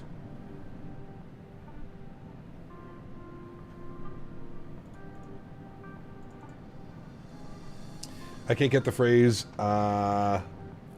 bum fingers? Who said bum fingers? What the fuck is going on? Chat, we're going down this naughty road again of Thursday evening streams going to absolute hell. We're getting close. Cap's favorite pastime. Oh yeah. I'd be afraid of getting kicked in the balls reaching deep. Well, you don't do it to the male horses. Oh wait. The horse kicking you in the balls. Wow. Yeah, got you. Okay. Now, I thought you were talking about the stallion for a second. Oh, boy. Sutlo, what's up, man? Good to see you, dude. Thursday night shenanigans, Captain Canada edition. My goodness. I just needed you to record you saying bum fingers. Jesus Christ. I knew. I was like, wait, I didn't say that, man. But now you have a recording of me saying that? Oh, now we're in trouble.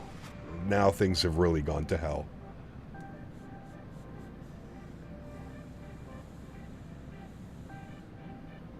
Don't ever walk up behind a horse ever. I mean, if you get their attention and they know that you're coming, that's fine. Yeah, you don't want to come up on a horse and spook it. If they know you're coming up behind you, like, I walk behind them when they're in the stall all the time to, like, get their rain sheets off or blankets off and stuff like that. They're fine. You just never want to, like, scare a horse by coming up behind it. Yeah, it'll absolutely boot fuck you. How many stallions? Just the one. And he's a registered Welsh, Section A. So he's like a very highly regarded pony. Very handsome pony. And he's so nice. Such a cool dude.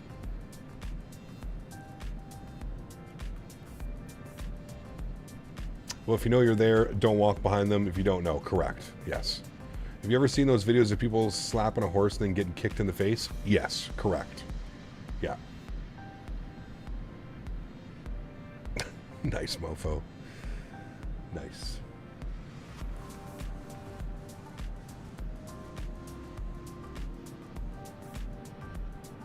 Longest flight in the 380 is Auckland to Dubai. That's a long one. Yeah. Isn't the longest on the 787-10 or the 350 ULR? Isn't it the Singapore to New York? Isn't that the longest one? Just over 16 and a half hours? I think that's the longest flight in the world. Gramps just recently got 3 Belgium drafts, 2 male and 1 female. Can say some big ass horses. Yeah, those are huge. Those are much bigger than what we have. You still using FT sim sounds? I am, correct, yes. I am. Longest is Newark to Singapore, A350-900 ultra long range. Singapore, that's the airplane that's like half business class, right, Captain Crystal? It's like half business class and then half premium economy. So like less seats. It's like a 242 or 232 configuration in premium economy. Those are cool. I just watched somebody do a video on that. I forget who it was. I watched somebody on YouTube do a video. So many hobbies lead to horse, even horse fluids for breeding. What, really? I mean, horses are insane, man. Sutla, what's up, man? 19 months. Has joined a bit late. Loving the stream so far. Good to see you, Cap. It's those Thursday night streams, man. They hit just a little bit differently every time. They're a little bit wild. A little bit wild, these Thursday evening streams. Not entirely sure it would make sense for those 20-hour flights. Yeah. Thought the longest flight was JFK to Singapore on the A350-1000. Well, like somebody said, I think it's the Ultra LR. Yeah.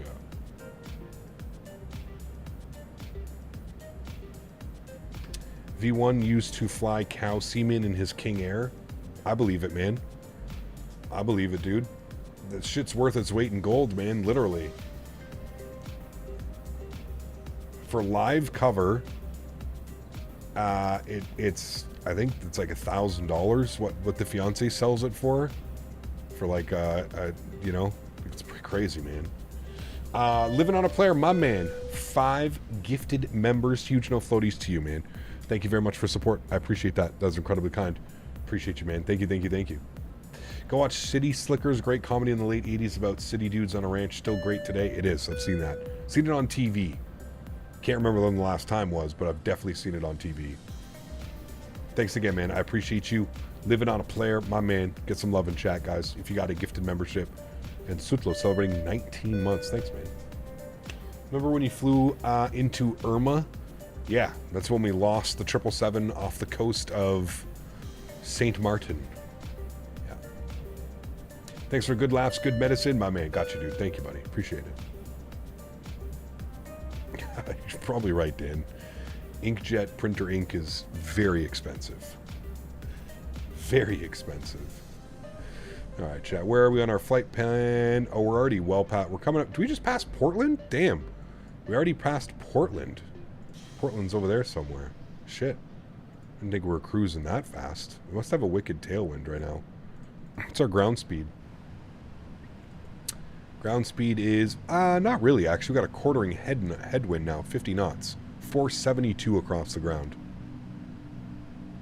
Good. You can see top of descent is in 328 nautical miles. Good, good.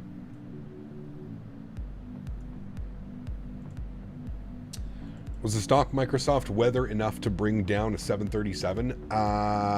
No. I don't think we've... Chat, have we ever crashed in Microsoft and died? I'm trying to think if we have. Well, besides that one time where the scenery was really messed up in Cincinnati, other than that time, I don't think we've crashed in this sim and died, surprisingly. We almost died in the 320neo, yeah. That one was, whoo, baby. We had a stuck rudder trim in the A320neo, and I was full rudder deflection and full stick deflection, and I could barely get, the aircraft was still like flying like this, about to stall out, about to like wing stall it. We died in a group flight? Well, that doesn't count. I mean, I guess it kind of does, but... We had an emergency in the 747 when the sim first came out and we barely made it. True, we lost all 4 engines. I do remember that. We turned it into a glider and we actually landed the airplane. That was a crazy stream. I remember that one.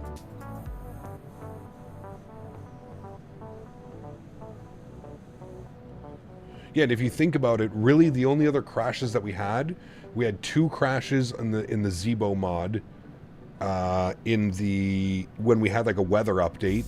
I don't know if any of you are familiar with X-Plane, but it updates weather and it does it like, takes out all the clouds and then draws them all back in. And we basically flew into a weather system unknowingly and unwillingly, and the airplane freezes up in X-Plane like that if you don't, yeah.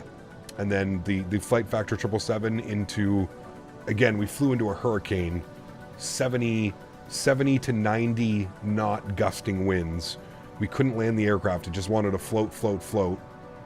And we tried to go for a go around, and yeah. The auto land on the X-Plane 12 Zebo is horribly broken, found out the hard way. Uh-oh.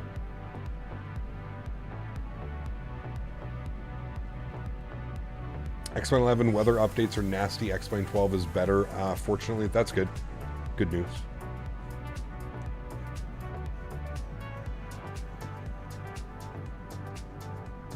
Hey Cap, do you prefer the Boeing quadrant or the Airbus throttle quadrant in general? I mean, they're both good.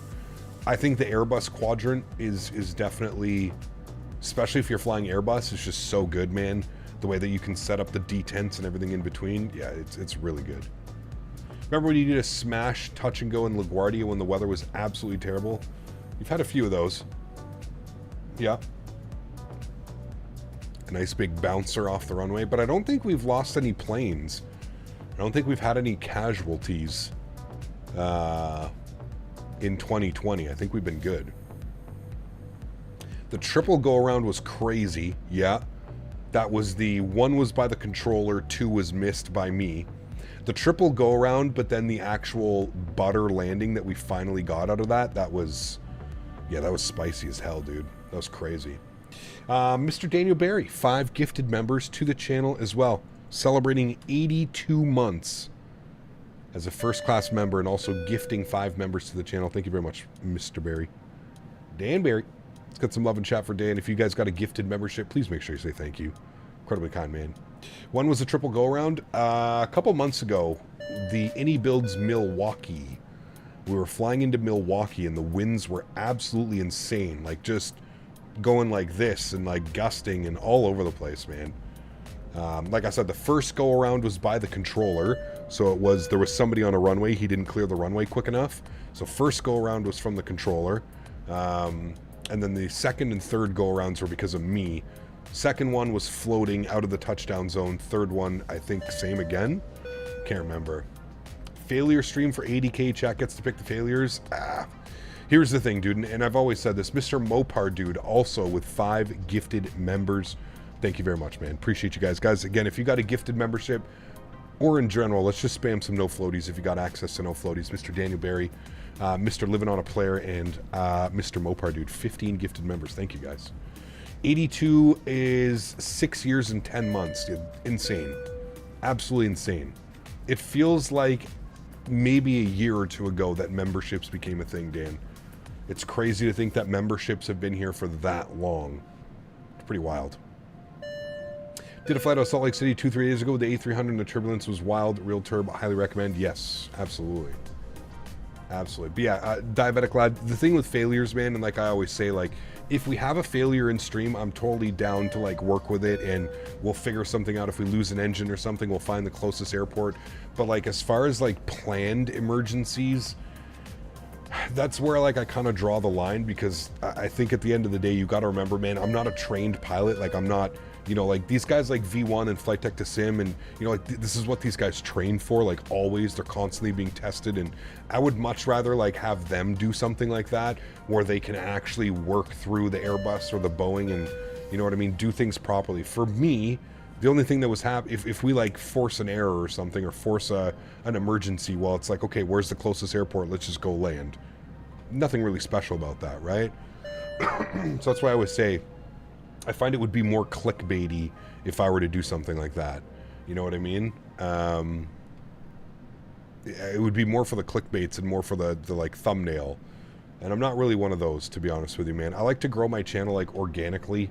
I don't like to like grow my channel with like, you know, having a bunch of clickbaits or having a bunch of kids come in because I put some, you know, some crazy livery or something, you know. That's just how I go. Those wanting to see failures, V1 did a failure stream today. Go and rewatch that. There you go. Perfect example, right? A real world pilot trained to deal with Celebrating my 1 year anniversary. John, my man, 1 year. Huge no floaties to you, man. Thank you very, very much for your support. I appreciate you. Incredibly kind. Thank you, John, for 1 year. Here's to hopefully many more, man. Hopefully I don't drive you crazy and you continue to like the content, dude. Appreciate you, man. As I've always said, and I know that I've been saying this for the last little bit, but I truly, truly, truly believe that, like, I feel like we're so close to, like, reaching that pinnacle of flight sim moment. I can feel it. I can feel it around the community. I feel like we're so close, man. I think, like, within the next year, probably by this time next year, I'm thinking the amount of aircraft that we're going to have is going to be, you know, and I know I've been saying it for the last like year or so but I really think, you know, with the release of all these airplanes coming out, Bluebird, Any builds, PMDG, Phoenix, man, it's gonna be crazy, you know. Trenton, thank you very much, man, for the gifted membership as well. I appreciate you. Huge no floaties to you, man. Thank you, thank you, thank you. Incredibly kind.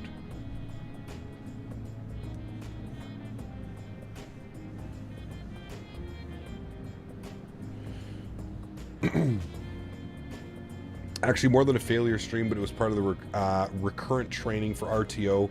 That was part of that. His failure streams are a different set of streams. Yeah, absolutely, absolutely. But like I said, man, that's what I would be more inclined to lead somebody down that way. Because like I said, man, for me, just doing like failures and stuff, like, to me, that's really just like clickbaity, and it's like, oh, here, click on my video because I'm gonna fall out of the sky. And I don't know, man. Like I said, I'd rather grow my channel organically and just with people that like want to be here, not just like clickbaiting people into subscribing to the channel or liking the videos and stuff. Yeah, I don't know. What is Phoenix working on? A 319 and a 321, and it should be coming soon. They're in beta and have been for a little bit. So I think with Phoenix, what's going to happen is, I mean, they're so late on the timeline as is right now. They're about 8 months late on their own timeline that they said when the aircraft would be out.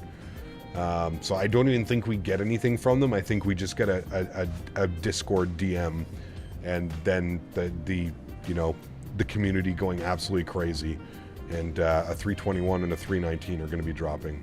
So speaking of clickbait, I haven't seen Will for a while. Will hasn't uploaded. I was saying to that earlier, dude. Will hasn't uploaded in he hasn't made a YouTube short in about 3 months. His last YouTube short, I believe, was like Ryanair landing at JFK. Again, Jesus Christ. Ryanair landing at JFK like upside down or something like that. I'm pretty sure that's his last one. So I guess he's been super busy. I don't know, man. He kind of went nuts. If you think about it, he went bananas, dude. Like, remember when he was in here saying that each one of those little videos took him 4 to 6 hours to edit? And he was working a full-time job, and he has a wife and, like, a life? Bro, you can't sustain that. I'm sorry, man. That's automatic burnout. Give you less than a year. You're not going to last. I trust me. There's a reason why I only stream 4 days a week and keep my streams to 4 to 5 hours. The burnout is real, and it becomes very quick, and it kind of just sets in, and you can really screw yourself over. Like, really, really, really screw yourself over to the point where, like, you're not interested in doing it anymore. You know what I mean? And I mean, didn't I say that? Like, weren't those my exact words to him? Like, hey man, you should probably dial it down a little bit. Maybe do like once a week. Like, he was doing these every day. And like I said, he was in here and he was explaining his editing process.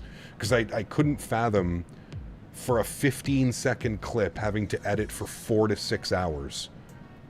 Bro. You ain't making enough money off those YouTube shorts. Like, they barely pay anything.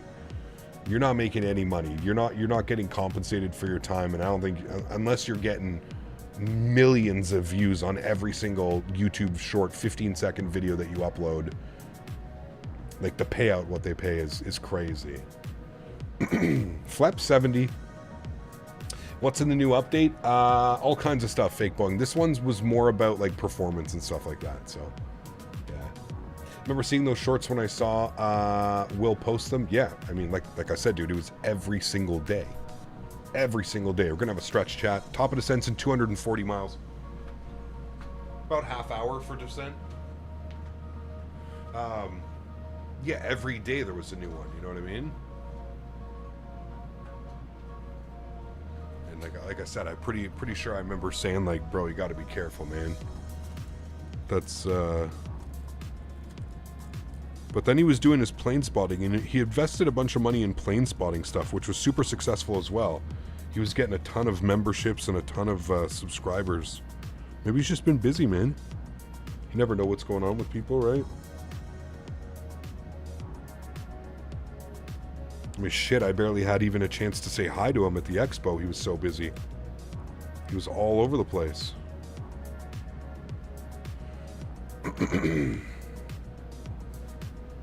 Yeah, I'm pretty sure that's exactly what I said, Davis, right? No, you know, maybe he's just taking a little break for now. Maybe he's just, you know, nothing wrong with that either, right? You overdo yourself for 6 to 8 months. I mean, think about what he did with his channel too, dude. Super impressive, right? I mean, the guy went from like no subscribers to like 85,000 subscribers in like months, a couple months, by just breaking the algorithm with YouTube shorts. Like, the fuck, man. That's insane as just like a flight sim channel. Now, yes, we all know they were like extreme clickbait, and like they're what every little Timmy salivates when they wake up in the morning and they open up the YouTube app on their fucking iPad. It's the videos were literally tailored and catered to just, man, you sell your soul. Sell your soul, pretty much. Like, that's what it was. It was sell your soul content. It was a grown man fucking making content for a bunch of 11-year-olds. It was, yeah. He says he has fun doing it, and I guess that's all that fucking matters, right? What do I know, dude? If he enjoys making the videos and he enjoys doing that shit, kudos to him, man. But, yeah.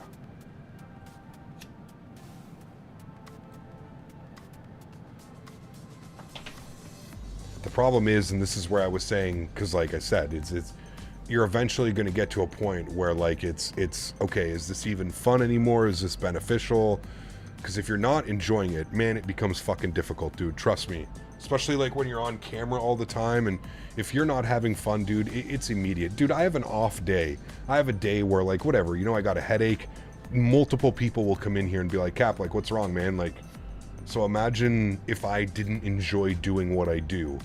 And imagine I came in here every day and was just like, you know, it's unfortunate. Sometimes you see people, right? They get so stuck in ways where I've seen it before with streamers where it almost feels like it's automatic. You know what I mean? Like every day is the same. Everything just kind of blends together. There's nothing. People aren't having fun. You know what I mean?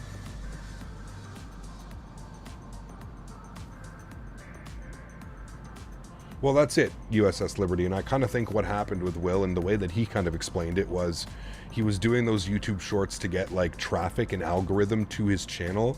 And then he was doing like VATSIM flights and real world plane spotting to get people to like stick around, you know? Which is, again, smart, you know?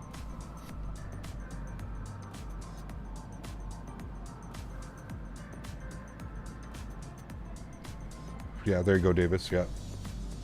Nice to see you fly the toothpaste 777. It looks so nice and clean. It is. Too clean. Should be dirty. Should be dirty and, yeah, beaten up. Even just content creation, videos and stuff, if I'm having an off day, I literally won't do it. Got to be in the right mindset. Absolutely, man. Absolutely, dude. And listen, I'm not going to lie and pretend. There have been mornings where, like, I've sat there and been like, oh, fuck. You know what I mean? Like, really trying to just drag my ass.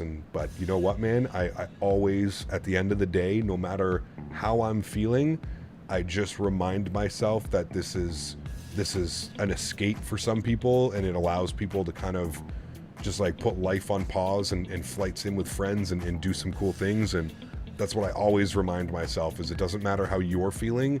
There's hundreds of other people that want to watch your content and enjoy your content. So for the 4 or 5 hours you feel like shit or whatever, suck it up, man, and, you know, get through it and you're good to go.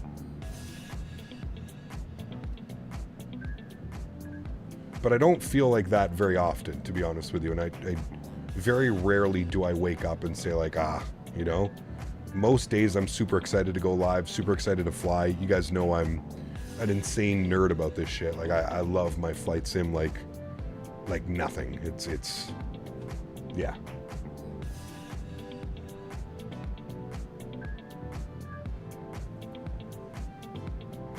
How long was this flight? 1 hour and 48 minutes is what we were scheduled for. Top of descent is under 200 miles now. Currently on my way to SFO from Newark. Nice, Karl. Very cool. It's a good flight, 5.5 hours.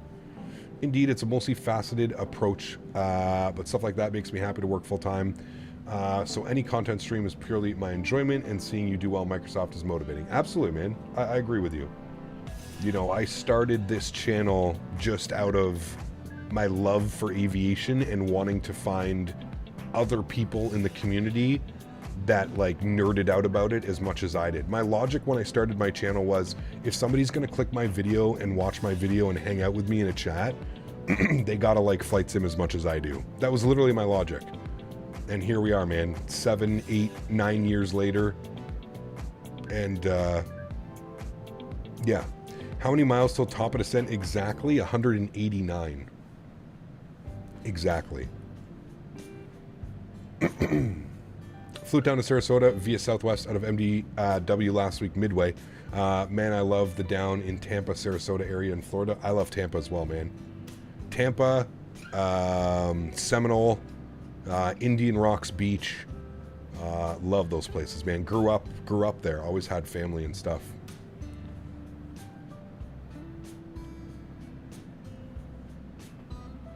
Cap, I was thinking of buying the FT Sim SP, but wondering if you go to the Ops Center, will it delete it? How do you do it? Yeah, so every time you open up the Ops Center, you got to open up the JSON layout and delete a file in the aircraft. So it can be a little bit consuming, but it's pretty easy. You just open up a file. So you would go to your community folder, you'd find the aircraft. You find the aircraft, you go to the layout.json and it opens this up, and then you scroll down and there is something about sound. Sometimes it takes me a little bit to get it. Texture right here, sound. So there's something in between these two that says like sound XML. This is sound AI. There's another one that says sounds. You just have to delete it and then save this. You have to do that every time you open up the PMDG Ops Center. Where do you see top of descent in the fix, in the, like, where do you see it?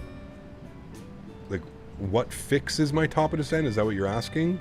I don't know, it looks just before Melbeck, or right at Melbeck, looks like. A past Floridian? Well, no, I grew up there, man. My great-grandparents had a condo in Florida for like 46 years.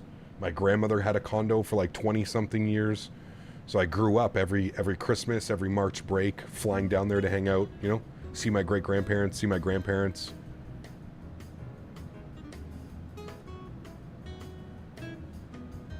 My great-grandparents, before they passed away, they sold their house in Florida, and then they took the entire family on a cruise.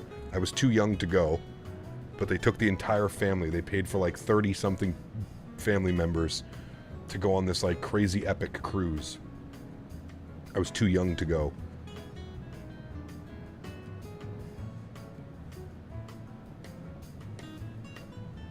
And my grandmother sold hers when my grandfather passed away of lung cancer. My grandmother sold the house in Florida, and yeah, she just stays here now. She's closer to family and stuff. Hey, Cap, what are your thoughts on the FSS E-Jets? They need a lot of work, man. Still missing like major systems. They need quite a bit of work.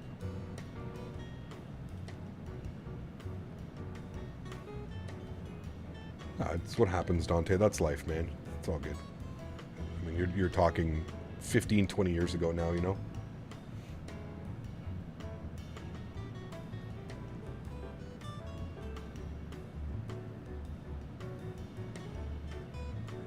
Yeah, I think, I don't know, man. It's a weird thing, like Bomb Tech. When my dad passed away, like super unexpectedly, it kind of just, it gave me a whole different like perspective on life. It was like just a really like sad circumstance, you know what I mean? Like worked his whole life for his same company, got bought out early, so an early retirement package, got like extra money, got like some like shares in the company, and he didn't even make it a year into retirement, man. Literally worked his whole life, dude. 40-something years, you know? His whole life. He was like 17 years old when he started working with the company. His whole life, man. It was crazy, dude. And then that really put things into perspective for me. It's just like, you know what, man? Like, if you're going to do something that you love and try and enjoy it. And honest to God, man, that was like one of the main reasons why like YouTube, and I decided to pull the trigger, and I decided that, you know what? I had a great job with welding, and I could have stuck with it. I probably could have made a great career out of it. But at the end of the day, you know, the way that my YouTube was popping off and you know, like I said, man, I owed it to myself. I thought that it's something that I would have regretted for the rest of my life if I didn't take the opportunity. If YouTube didn't work out, that's fine, man. You know, that's fine. You got something else to fall back on. Everything's fine, you know?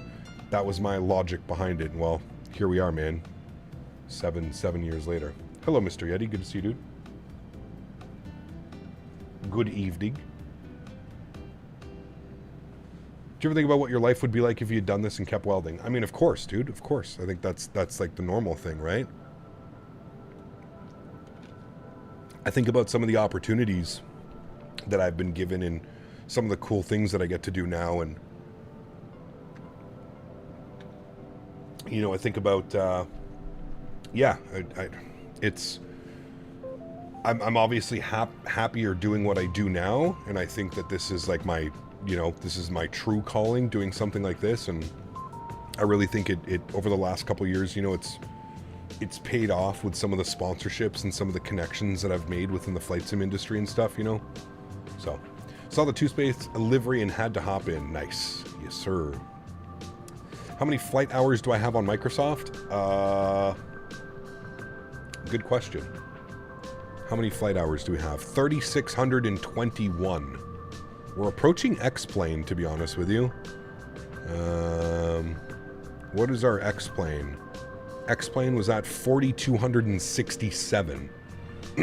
So we're approaching it. Coming close.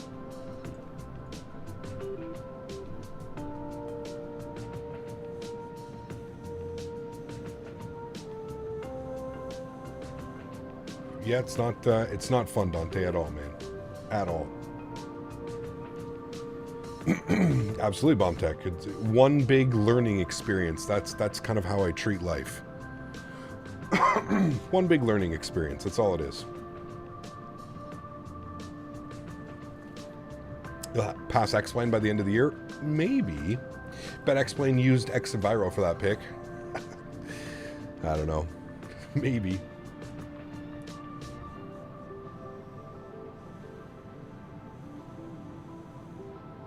Absolutely, Dante. Gotta be, you know, keep a good perspective about it. I agree. How'd the stream go earlier? Good, man. It was really fun to fly in Africa for the first time. First time ever being in Nairobi. First time ever going to Addis Ababa. It was cool. Pardon me. 129 miles to the top of descent, friends. We're cruising right along. Should be in California airspace, actually, very soon if we're not already in California airspace. I think we are, because that is Redding. Coming up here. Do you always add 5 knots on the approach speed? I do, yes. Unless you're like landing with a tailwind or something like that. But yeah, I usually add about 5 knots. Got to do that earlier flight. I've never done any Africa flights before. It was a great one, man. I mean, visuals are pretty damn good. Ortho was great. The airports are stunning. That Nairobi airport by any builds is fantastic. And that freeware Addis Ababa was incredible too. 12 Cut, what's up, man? Good to see you, dude. Welcome back. Hope you're doing well. 2024 will be released and have another 4,000 hours. Probably, man. Probably, dude. Maybe even more when 2024 comes out. Because if you think about it, well, maybe not more, but I feel like the last like month since these airplanes came out, the MD-11 and the 777, we've done more long hauls in the last month than I've probably done in the last like 4 years, which is pretty crazy. I actually mean that. So, does Microsoft also benefit from Ortho, or was that on XP? Well, Ortho is already natively installed in this simulator, so everything that you're seeing down here is satellite imagery, and that's streamed directly from the Microsoft servers to my PC. So that's one of the things that I love about Microsoft, right? Late night cruising over the city is one of the most peaceful things I've done. I agree with you, man. Yep. I love Flight Sim. There's just something that's like so surreal about it as well. You know what I mean? It's one of those special things, I think. JFK to Singapore on the 350 for 100K? Who knows, man. We'll worry about that. Honestly, dude, we're probably still like 2 years away from 100K being realistic. We usually gain about 300 to 500 subscribers a month, so just based off like simple math, we're probably a couple years away, you know? Herc, 5 months. Appreciate you, man. Says, I think I am longer than 5 months. Well, you're celebrating 5 months, so let's go with 5 months. Huge enough floaties to you, man. Thank you. Appreciate you, man. Would you recommend Auto FPS? I just got the add-on linker and I'm pretty happy about it, but I noticed, I mean, you can try it out, dude. I personally don't use Auto FPS. I really haven't ever had a need to use it, especially with frame gen now, but yeah, go for it, man. I mean, what's the worst, right? You try it, you install it, it's not up to your standard, you can remove it, delete it. I don't think it's like too crazy to install. I think it's just something you put in your community folder, but your oldest boy turns 20 tomorrow. I can't remember when my wife told me she was preggo. Hope the Beluga comes to 2024 since we saw it in the trailer. It could be cool. Yeah, for sure. Do you think 150 days and 20 hours is a lot for 4 years of flying? That's your 3,621. That is quite a bit, Leo. Yeah, that's quite a bit, man. It's a lot of flying. A lot of sitting and flying and hanging out with you guys. Probably the best part, right? 100 miles till descent. Probably about 10 minutes, 10-15 minutes we'll start our descent.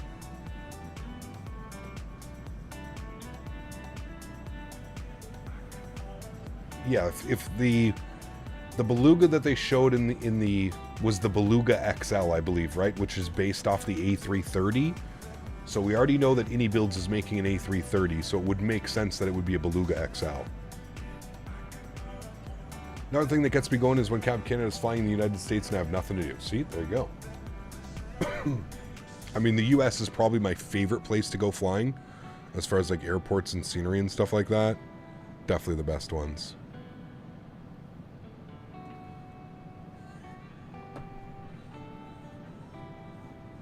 JJ, what's up, man? Good to see you, dude. Welcome back. Hope you're doing well. Just saw what happened at Frankfurt Airport. You saw what happened at Frankfurt? No, what happened at Frankfurt? Can't wait for the Asobo Max, only because it will be default aircraft because I'm on the Xbox platform. Yeah, absolutely, dude. I think it'll be great. If we get an A300 level AnyBuilds in the 330, that'll be fantastic. If we get the A320 Neo level AnyBuilds, I still won't complain. Yeah. I think they're going to do a good job. Fingers crossed. But I'm thinking as well, like a lot of the logic in the 350 will probably transfer over to the 330, no? You'd have to think a lot of the logic anyways. I want to do a long haul in the 777, but I don't think I should do it with 8 gigs of RAM. Yeah, I would wait to upgrade as well. Turks made, yeah. I would wait to upgrade, man. Like I said, get yourself new 16 or 32 gigs and just wait for a sale as well. Turks made, there's tons of sale on RAM. It's not as cheap as it was a year ago, but there's still some great sales on RAM all the time.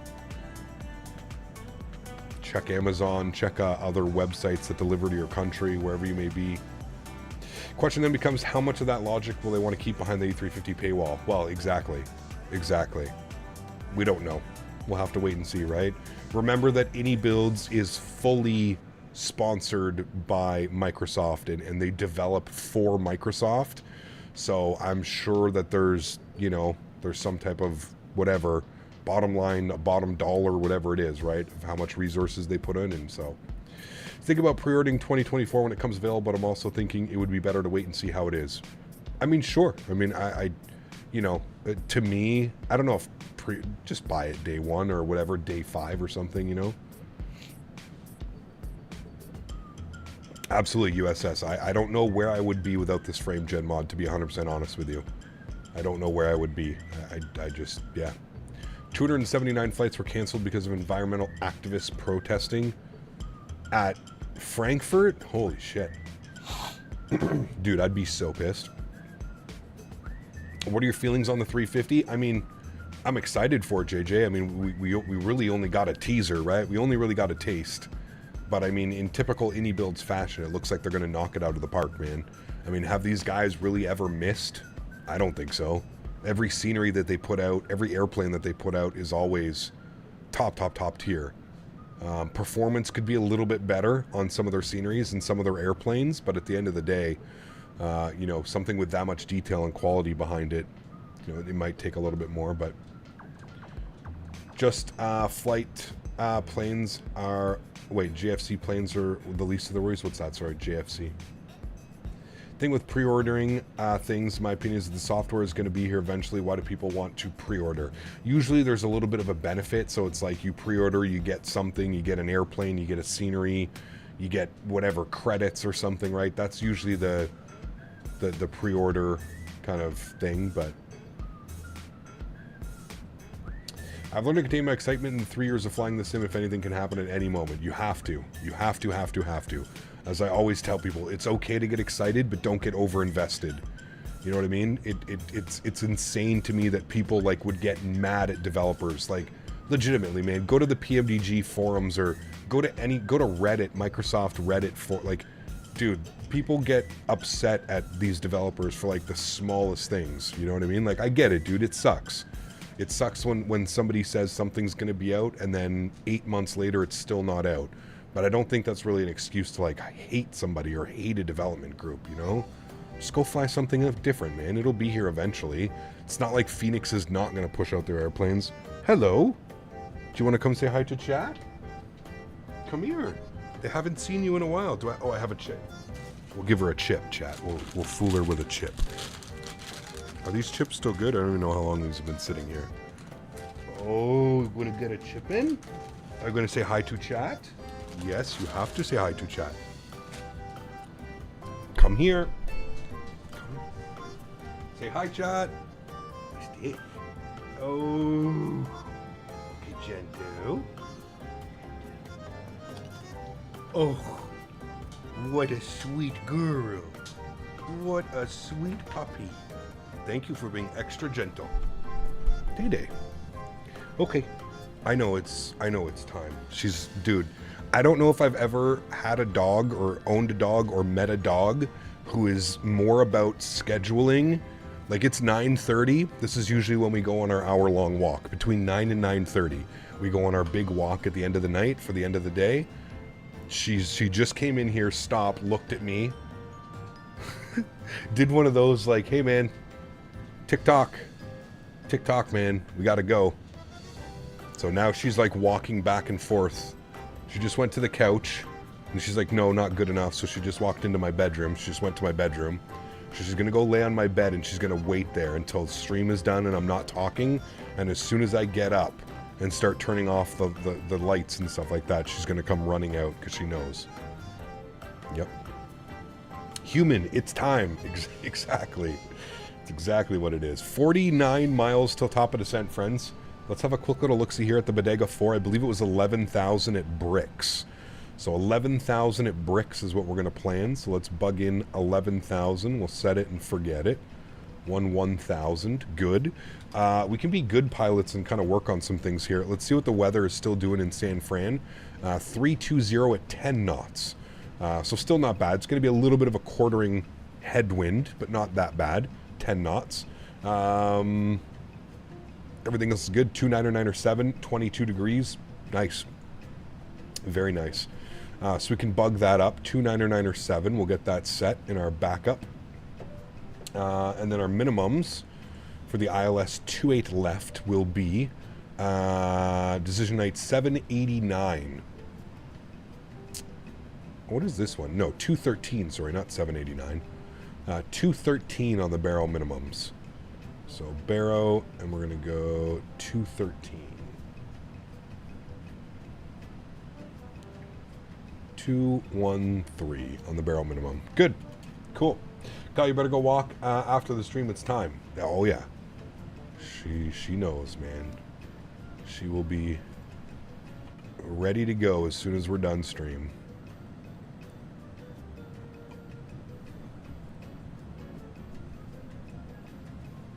Every time I have to land, take off, or get ready for descent is when I have to feed or walk the dog. Always happens. Yeah. I took her out. And we went on a little walk before stream. I always let her, you know what I mean? But yeah, this is the time of the big one where she's like, hey man, I get to go do all the nice smells and walk around. And there's really nobody out at this time. That's kind of why we go. She's also a dickhead with other dogs, so I have to be very careful. So yeah, it's a great time to go out. Mostly everybody has kind of already done their walk before the sun goes down. So it's always great. There's like nobody ever on the trails. Nice smells. Yeah, with dogs, dude. You know that dogs, it releases the same like, it's not endorphins. What's the, when a dog like goes on a walk and it smells everything, it's the same as like us. It releases dopamine, an insane amount of dopamine for a dog. That's why like when you're in a car and you put the window down for your dog and they go crazy sniffing out the window, that's because all the new smells and it rushes their brain dopamine, and that's why dogs love walks. That's why like, you know, like, hey man, you want to go for a walk? And they go nuts, right? Correct, Davis. Dog will collect 60% of their information through their nose. Yeah, exactly. Like the Timmies need dopamine for the call out from you. Exactly. Oh man. Daisy is an angry dog. Here's the thing. Daisy to other humans or anybody else that she knows, the sweetest, most... Did you see her take that chip from me? I mean, come on, dude. Like, she is the sweetest, gentlest, most kindest dog ever. But when it comes to other animals, I gotta be super careful, man. She is nuts. I can't pinpoint it. I don't know what it is. We'll be walking and another dog will come across and she instantly literally turns into like a killer. Like she like will physically rip that dog's face apart. And then there's other dogs that like come up to us and she's like, oh, she wants to like play and like have fun. And my neighbor, for example, my neighbor has 2 dogs. He has a German Shepherd and he has a Husky. She absolutely loves the Husky. They'll play, they hang out, they're best friends. The Shepherd comes out, she literally tries to tear the Shepherd's face off. They're the same dogs, the same smells, they live in the same house, same owner. There's literally no difference. There's no difference. But she just loves one of the dogs and absolutely hates the other dog. I don't know what it is. She's, like I said, man, she's weird, man. She's weird. She was a rescue, correct. Yeah. I don't know if that's why she's, I mean, she was always like kind of borderline college dude. Like I always, with her being a rescue and her being a breed, I was a little bit extra cautious when I first got her because she is like that Roddy kind of breed. It's, yeah, they can be a little bit more, you know, got to be a little bit more careful with them. But yeah. Cap, why does the IFE show Drake? Not on this one.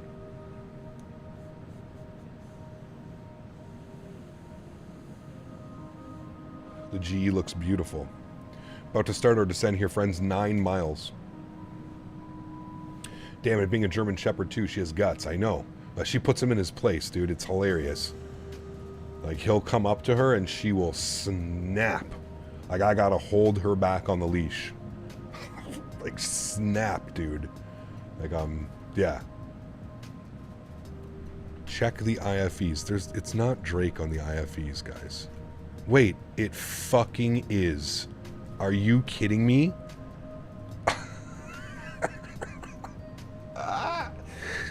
Oh, damn, dude.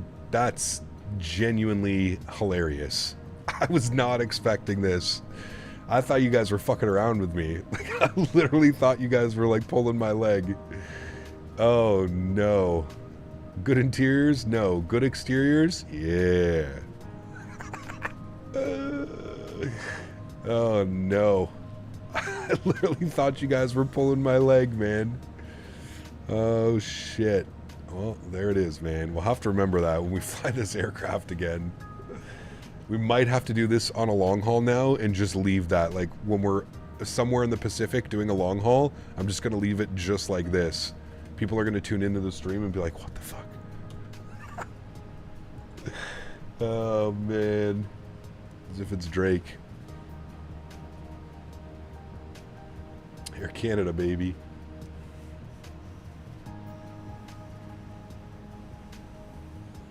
Right, chat, we've started our descent into San Francisco.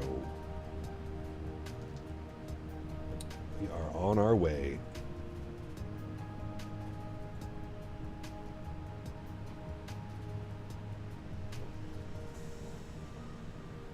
Where's Zato? We need a Canada Thursday night shenanigans series.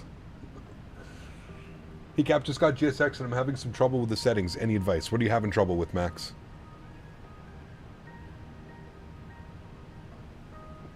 My pitbull hears someone at the door and will literally drag me to the door. He's 125 pounds. Damn. Yeah, Daisy's like 65, 70 pounds. Acts like she's 150 pounds when there's other dogs around. Like I said, man, with other humans, kids, cats, she's perfectly fine. Other animals, she's fine. You bring another dog into the picture, dude, all hell breaks loose. All hell breaks loose. What are the best free add-ons for Microsoft in your opinion? Probably some of the scenery and some of the stuff up on flightsim.to, Malufi. Yeah.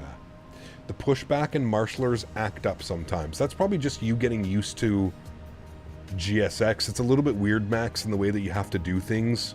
It's like, once you like push something in the GSX menu, give it like time to like do it. Also, Max, the best thing that I can tell you is for whatever airport you're flying in or out of, make sure you go to flightsim.to and get a profile for it. You can get specific profiles which will have like proper pushback, proper like stuff like that. Yeah.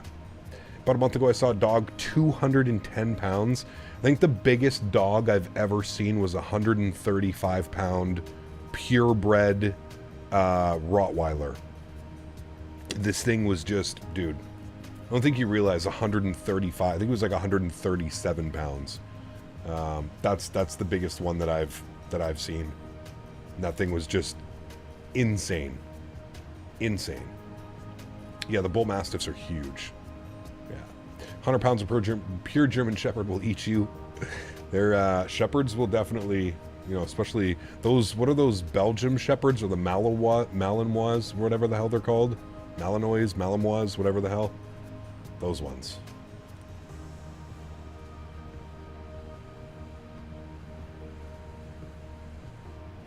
Those things are crazy too, man. Do the profiles go in your community folder or somewhere else? No, Max, they go into the... You got to find the install of your GSX, and that's where they're going to go. So it will look like this somewhere on your PC. Your name, app data, roaming, virtuality, GSX, and then they all go in here. This is where all of your profiles go for all the airports that you have. There's some great tutorials online. If you go to YouTube, I believe FS Dream Team has some tutorials up as well, and they can show you. There's probably a bunch of tutorials up anyways. Probably help you better than I can, and I'm sure if you get like a visual aspect of it, it might be a little bit easier as well.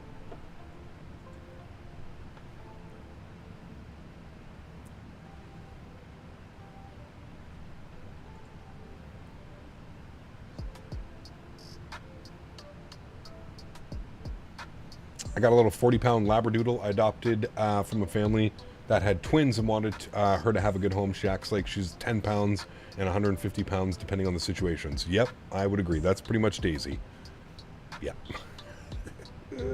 Cap, you heard of the new MMO Ashes of Creation? I have not. There's not very... You know what game is on my radar right now is the new... You guys remember Delta Force? Delta Force is making a new game and it looks... unreal. Work at 4 a.m. Justin, take care, man. Try and get some rest, my man. Eesh. 4 a.m. No thanks. Tell Southwest needs some overtime. Looks like COD, dude. It looks like COD and Battlefield had a baby. Yeah, Tony's got some big pups as well. I don't think people understand how much a 135-pound dog is, dude. It's insane. Yeah. Oh, dude, the new Delta Force is going to be free, man. I forget the full name of it. Delta Force something something. But yeah, it's going to be free. They have like, it's going to be like multiplayer, like Team Deathmatch, Domination, Conquest. They're going to have that aspect. And then they're also doing like a Tarkov, like a, yeah, it's on Steam. It's not out yet, but yeah, it will be on Steam. They're doing like alpha and beta testing now. You can sign up to get like weekend access. They do like a bunch of play tests and stuff like that. Yeah, I don't know. It just says coming soon. It looks pretty good, man. If you've never heard of the YouTuber, go check out Jack Frags. One of my favorite first-person shooter video game guys, Jack Frags. Sure, a lot of you have heard of him. He makes great content. He's got some stuff up recently about it. I don't know if they'll have search and destroy, but it's going to be like an extraction mode. So you're gonna go in with your buddies. There's going to be a bunch of missions and loot that you have to do, and like special loot, and then you got to extract with it. Delta Force Hawk Ops. There you go. Delta Force Hawk Ops. That's it on Steam. You can wish list it, and I think when you wish list it, or if you go to their website, you have to sign up for like it'll, you put your name in a lottery and it gets pulled or it doesn't get pulled. Do I need to do anything about the virtuality folder in the app data? Do you need to do anything? What do you mean do anything? That's just where you install the stuff. Like roaming, virtuality, that's like where GSX is. That's virtuality, airplanes, GSX. So you click on GSX and then Microsoft, and that's where you put all of your folders. Go in there.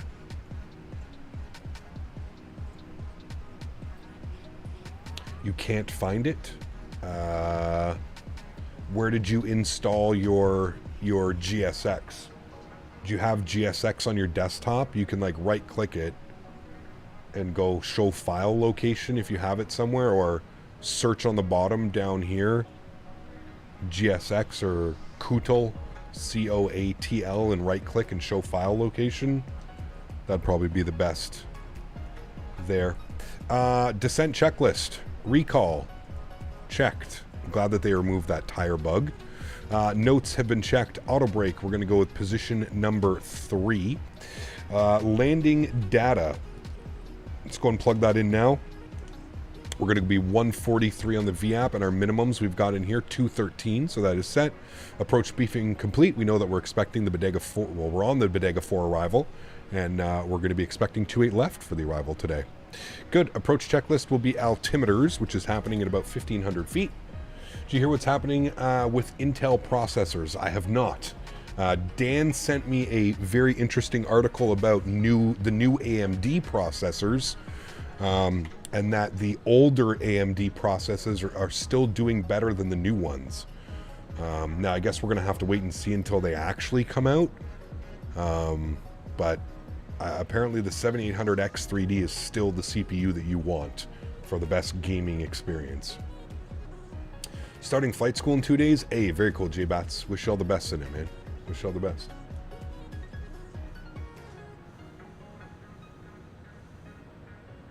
You don't have GSX, you're trying to install it. We'll just follow the instructions then. I can't do much. I have the 7800X3D, can confirm it's insanely good, great performance on literally everything. Yeah. Yeah. We only want the X3D CPUs for Flight Sim, correct.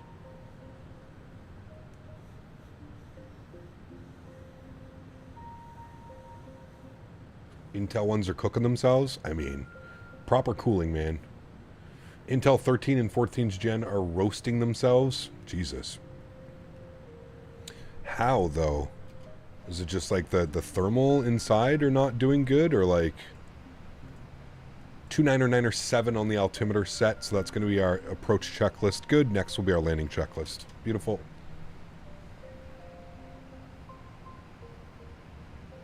Too much power.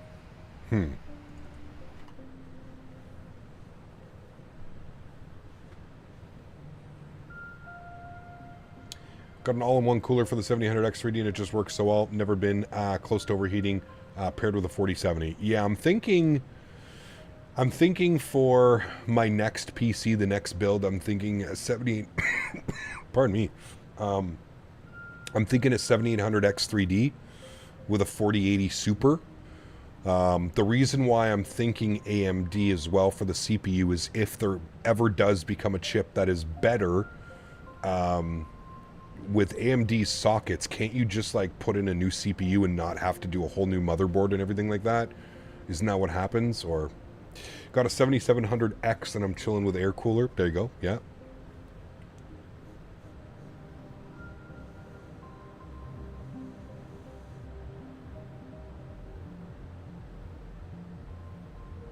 Yeah, I have the Corsair H100X, the high performance, and dude, I mean, very rarely will my CPU reach numbers where I need to worry about it, you know what I mean? Like even right now, while streaming, running the simulator, it's running at 58 degrees, you know. AM5 will be AMD's socket for the next several years, so there you go. What about the new AMD lineup? The one is supposed to be on that performs better than the 7800X3D, correct? Well, College, Dan sent me an article that no, apparently the 7800X3D is still the better performing chip. Chat, what's that down there? We never get, it's usually cloudy when we fly in, so the fact that we can actually see it. 5950X and a 3090 both on water blocks. Just phase change. TIM planning on waiting for the 5090 and 8000 series AMDs. There you go. It's a bridge. What kind of bridge? Is it a golden bridge?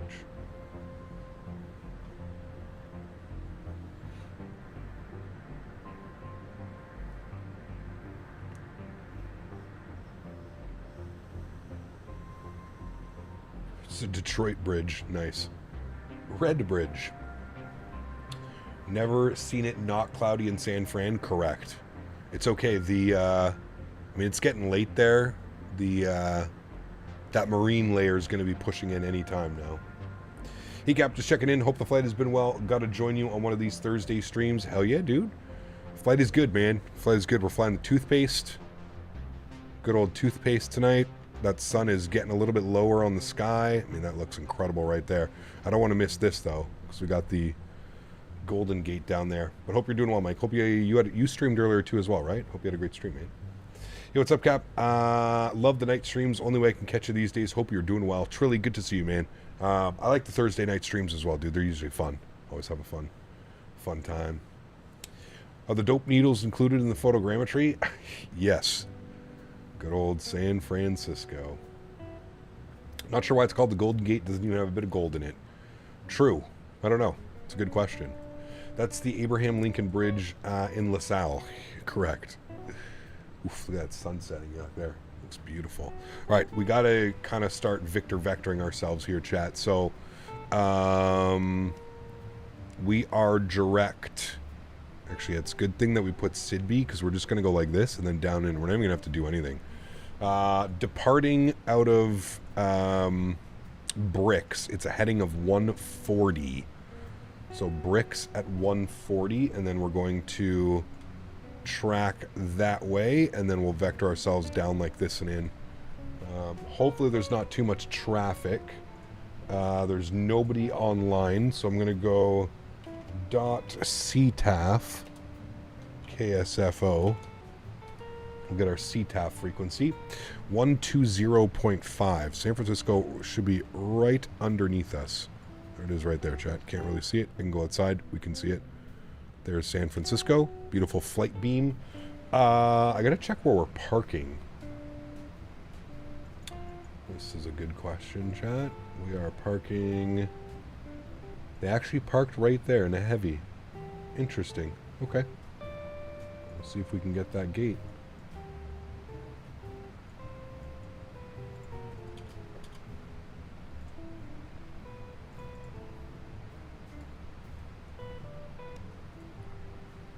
Alright, looks like somebody else is vectoring right in front of us as well. What I'm going to do is I'm going to slow us down by 10 knots. I'm going to go 240 on the speed. And then going to choose 140 on the heading because we are vectoring ourselves now. So 140 on the heading, and we're going to select that. Beautiful. And we're basically going to vector ourselves out to Sidby. And I think it's Sidby we need to be at 5,000 feet, I think it is. Sidby actually looks closer to about 3,100 at Sidby. Mountain Peaks here is 2,400, so let's go down to 5,000 feet. We'll go to about 1,200 feet per minute. Should be good. Nothing too crazy. And we're doing 240 knots, so we shouldn't be an issue with the aircraft. That was over yonder somewhere. There he is right there. I don't know if you guys can see that, but that's that company, think company aircraft in front of us. Gordo, what's up, man? Good to see you, dude. Welcome back. Is this jazz tunes? Yeah, different playlist tonight, actually. A newer playlist. Okay. Ground spoilers in and armed. We've got the auto brake set. Everything else is done. I'm just waiting for landing gear and flaps. Flaps 70, chat. It's a new one. That's the Quiet Bridge visual. How many of you have flown the Quiet Bridge visual? Oh, there comes Daisy again. She's... What? I know you want to go. You tell chat. Chat's keeping me here. We got to work late tonight. I know. We're going to go. Don't worry. We're going to go. She's like, Dad, I got to poop. I got to go, Dad.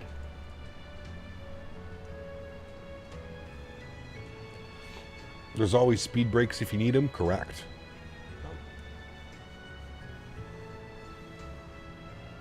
All right, let's get a little bit of a better descent rate going now. Let's go to about 1,800 feet per minute. We should be able to maintain that. 240 knots. We'll keep an eye on it.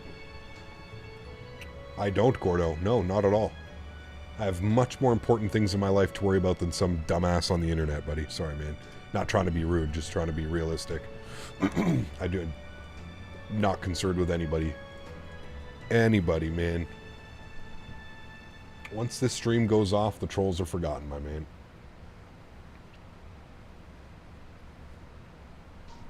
Alright. So I'm going to wait again till we get a little bit closer, and then we'll make that right turn to Sidby. I'll probably turn us that way anyways. So we're looking good. Faten, what's up, man? Good to see you, dude. Welcome back. Don't worry about it, man. It's an absolute nobody. That's all it is. You know, he still wants us to talk about him, but he's an absolute nobody. So let's just not worry about it. Back down to about 1,000 feet per minute. Bleed off a little bit of that speed. And then what I'm going to do is we're going to get ready to turn. So I'm going to bring us down to 3,100. Looking good there. Dude, do you remember when he used a stolen credit card to sign up for Pilot Edge? To troll me on Pilot Edge? Who remembers that? Pepperidge Farm remembers that. That's some, like, crazy, like, stalker level shit, dude. Kind of surprised, like, none of my personal information was ever leaked or something. That's fucking scary, dude. Yeah, man, I was like, come, you know, like, he won't be able to get me on Pilot Edge. And so I went on to Pilot Edge, and sure enough, yeah, you have to have a credit card to sign up for Pilot Edge, right? Like, you have to have a credit card. I'm gonna go flaps 1. Bring our speed back, 230 knots. San Fran vibes. CPT, you'd be proud of the girl on the bus tonight who chose crunchy peanut butter to eat with her hands while giggling and staring. Jesus Christ. Average Beaver, huge no floaties to you, man. Thank you for your support, my man. I appreciate you. That sounds like an interesting night. I don't know how I feel about that one. Thank you, buddy. I appreciate you. Big time, my man. Thank you, buddy. All right, we're direct Sidby, 3,100 feet. We're looking great. Pilot Edge, a whole site for pilot's edging. Nice. You can put exclamation point PE in chat if you want more about it. But yeah, dude, that's like, I mean, talk about like I said, that's like scary level of like stalking, like scary level. And dude, this is flight sim. Like, imagine him, like, this is something that he did to somebody online using like a flight sim program.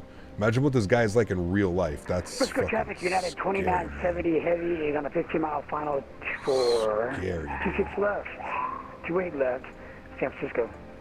All right, 1205. We got to tune to CTAF frequency. 120.5. Start reporting over there. I'm silly. I should have gone LNAV. That's my bad. I'm going to send us direct. I kind of fucked this up. No problem. Don't blame me, chat. I'm just going to go this way now. 320 on the heading. I don't know why it kicked itself out of LNAV. That was weird a little bit. Speed 210. Good. I'm going to pause the music. Actually, it's almost done. We'll just keep the music jamming. Good. We need to be at 3,100 for He-Man, so we're looking good. We'll go to 1,000 feet per minute. Speed should be able to roll back. We can go flaps 5 degrees. That'll definitely help with the speed. I'll bug up 190. Good. And our VAP was 143. Yes, correct. Good. We're on a good intercept heading. I'll arm localizer. Speed's bleeding back now nicely. Can chill out on that descent rate a little bit. And we should be capping loc. There we go. There's localizer, and then you can see there's glide slope. So I'm going to chill out on the descent rate, about 400 feet per minute. I'm going to arm approach. And we should be good. There you can see that kind of that marine layer already starting to push in. You can't really see the airport. You can kind of see it if you zoom in. You can see the approach lights, but that's more of a Microsoft thing. But yeah, that marine layer is already starting to push in, which is pretty crazy. Don't forget to arm approach. Yeah, usually I don't forget. I don't know why I forgot today, but... All right, we're looking good. Next call out we'll wait is for 2,500 feet, and then we'll go gear down and flaps 15 degrees. Flaps down. You're literally right behind me. Are you on VAT? No, you're not on VATSIM, right? Or are you?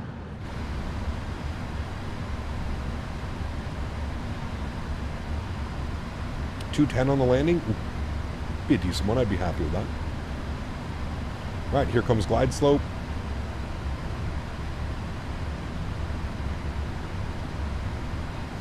Glide slope captured. flappity flaps. Negative, Ghost Rider.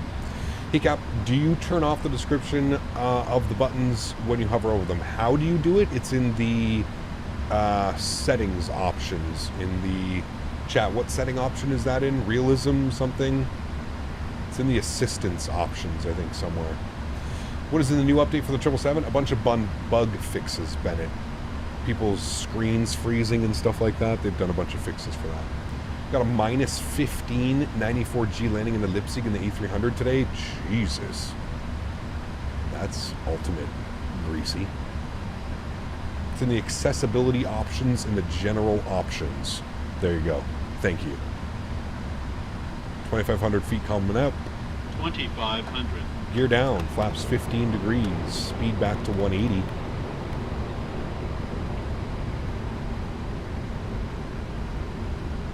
Flaps down to 20 degrees.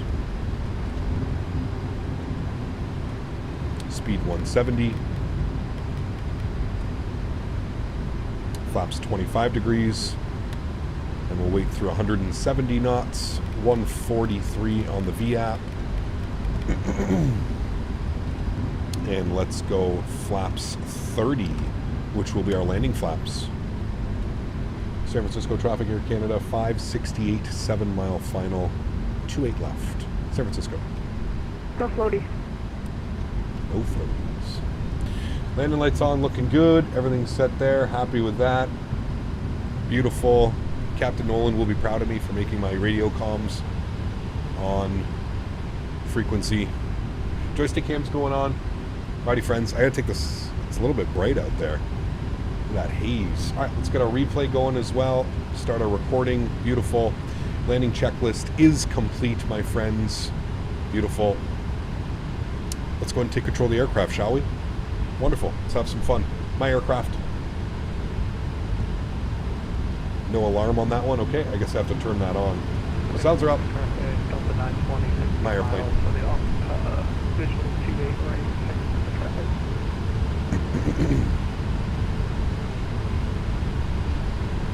San Francisco traffic here, Canada, 568, 5-mile final, runway 28 left, San Francisco. All right, I always have trouble landing in San Francisco, so let's not do this today, okay, chat? Always have trouble. I think it's just coming in over the water. It's kind of like Anchorage the other day. Have trouble and fight with my glide slope a little bit. So let's have a nice glide slope. Don't float it. Fly it into the ground. A little bit of 8-knot quartering crosswind, not a big deal.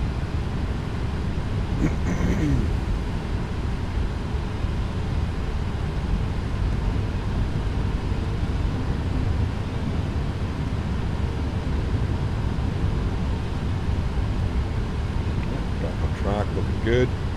That wind just completely switched. Did you see that? It was blowing out of the left. Now it's blowing out of the right. Microsoft always likes to make a little fit. A little bit of nose down pressure on the aircraft. Get ourselves back on track. 15 knots now blowing and gusting. A little bit above slope. We'll bring that nose down. 400. There we go. Looking good. We'll need some slight correction on this one. 300. Approaching minimums. 200. Minimums. Continue.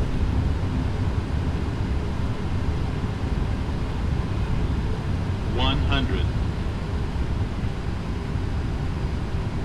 50. 40. 30. 20. 10. Fly it into the ground, nice and smooth, chat. A little bit of correction. There it goes. Nose down gently. Reversers are out. Beautiful. Into the wind.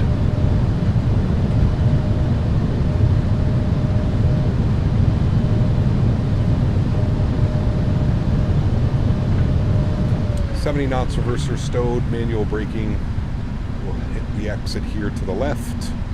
Ladies and gentlemen, welcome down to San Francisco. These landings, like, they feel so much smoother than 200 feet per minute. I feel like we're getting absolutely robbed with these landing rates recently in this aircraft. I'm wondering if they changed something the way that like it's reading the landings. We'll look at that arrival. We have a perfect replay of that, so we'll be able to see that. But yeah. Traffic, 26 miles, runway 28 right. Traffic. San Francisco traffic, Air Canada 568, vacated 28 left, San Francisco. All right, ground spoilers are coming up. Flaps are coming clean as well. Ladies and gentlemen, welcome to San Francisco. Landing lights are coming off. Runway turnoffs are going off. Taxi lights on. Strobe lights off. Wing lights off. Spool up the APU because our gate is right here. The real aircraft parked right there. Delta 12. I don't know if I'm going to be able to get GSX up in time. Delta 12. Delta 12. No. All right. Let's do our best to get into here. Auto brake can go off. Good. That's shut down. Okay. There's no after landing checklist. Just did Memphis to Vegas today. Nice. Very cool. G's has issues because of the gear tilt. Well, I know that Microsoft in itself, the landing rate and how it works, it only incorporates like the struts touching down. I get that, but yeah, it just seems like it's been weird the last like couple days. Ever since PMDG updated it, I've been getting like weird landing rates. We'll see. We'll look at the replay. We'll see what she says. Stopping the clock here, 1 hour and 48 minutes. That is exactly what we should have been on our flight time today. So that's great. I am going to try and get us in here properly. Gotta take this real wide.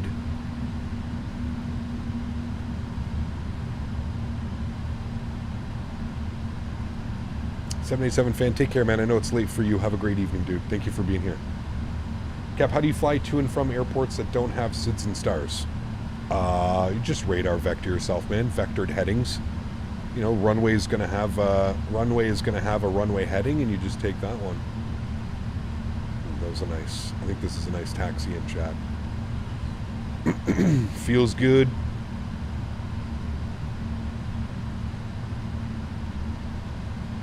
Now, are you gonna make me go, or is it gonna be the profile designed for the 777? Something tells me it's not, and she's probably going to make me go all the way past all the lines. Oh no, she's looking good. Okay. Pretty sure she's bringing me, yeah, you're bringing me way past the line. We're just going to stop right there. Okay, park brake comes on. Beautiful. Upstairs, APU's on. APU gen is on. Engine number 2 is off. Engine number 1 is off. Ladies and gentlemen, welcome down, my friends. Beacon light comes off as well. Fuel pumps come off. Good. Wonderful. Let's go to GSX. Let's request deboarding. There we have it, my amigos. What a beautiful flight that was.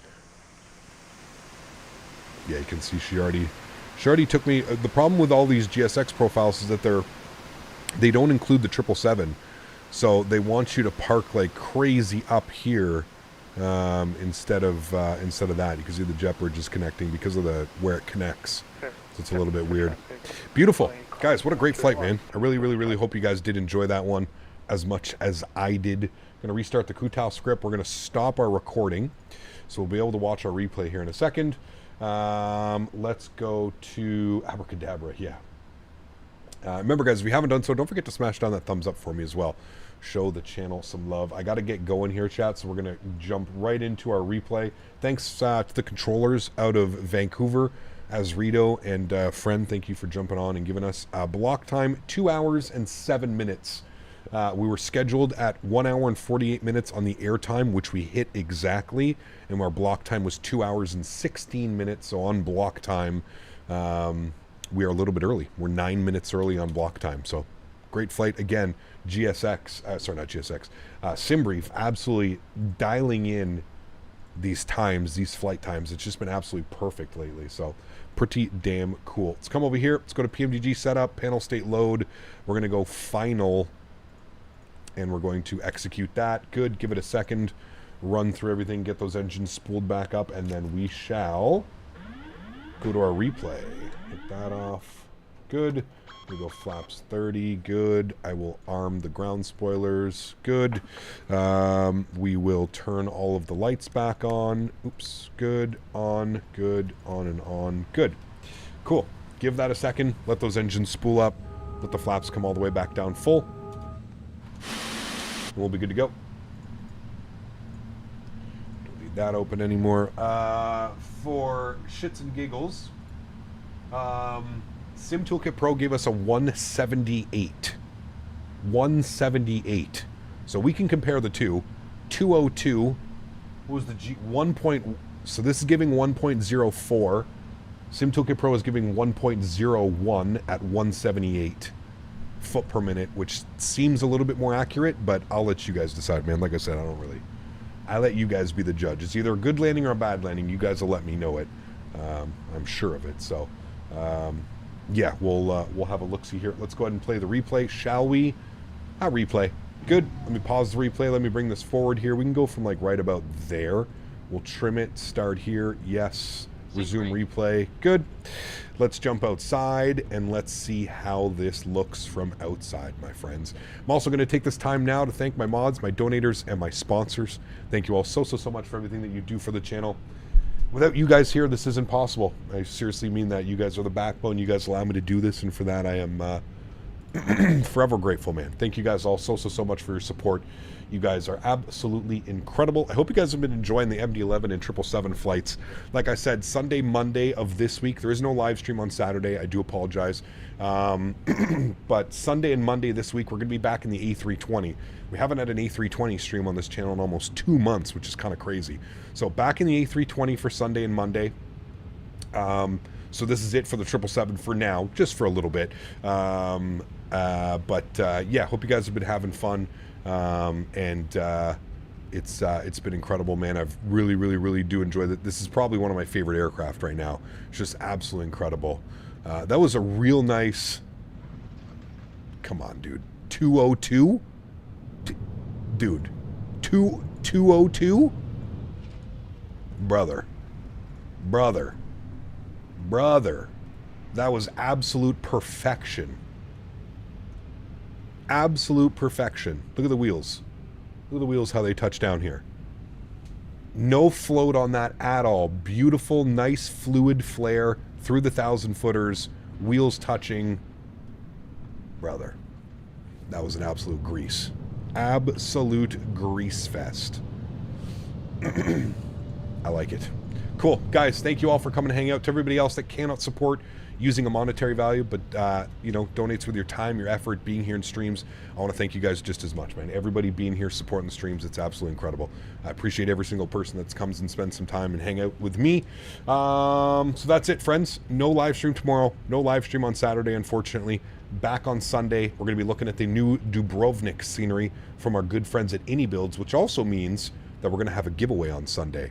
So giveaway on Sunday, checking out some new scenery by AnyBuilds, and then Monday, I'm not quite sure what we're going to do, but we're going to figure it out. And yeah, that's it for me, guys. Enjoy the replays. Have yourselves a wonderful Thursday evening, a great Friday, and before you know it, we'll be live again on Sunday, checking out some new scenery in the Phoenix A320, which we haven't flown in a while. Guys, happy landings. Have a great start to the weekend. Appreciate y'all. See you Sunday. Happy landings. See ya.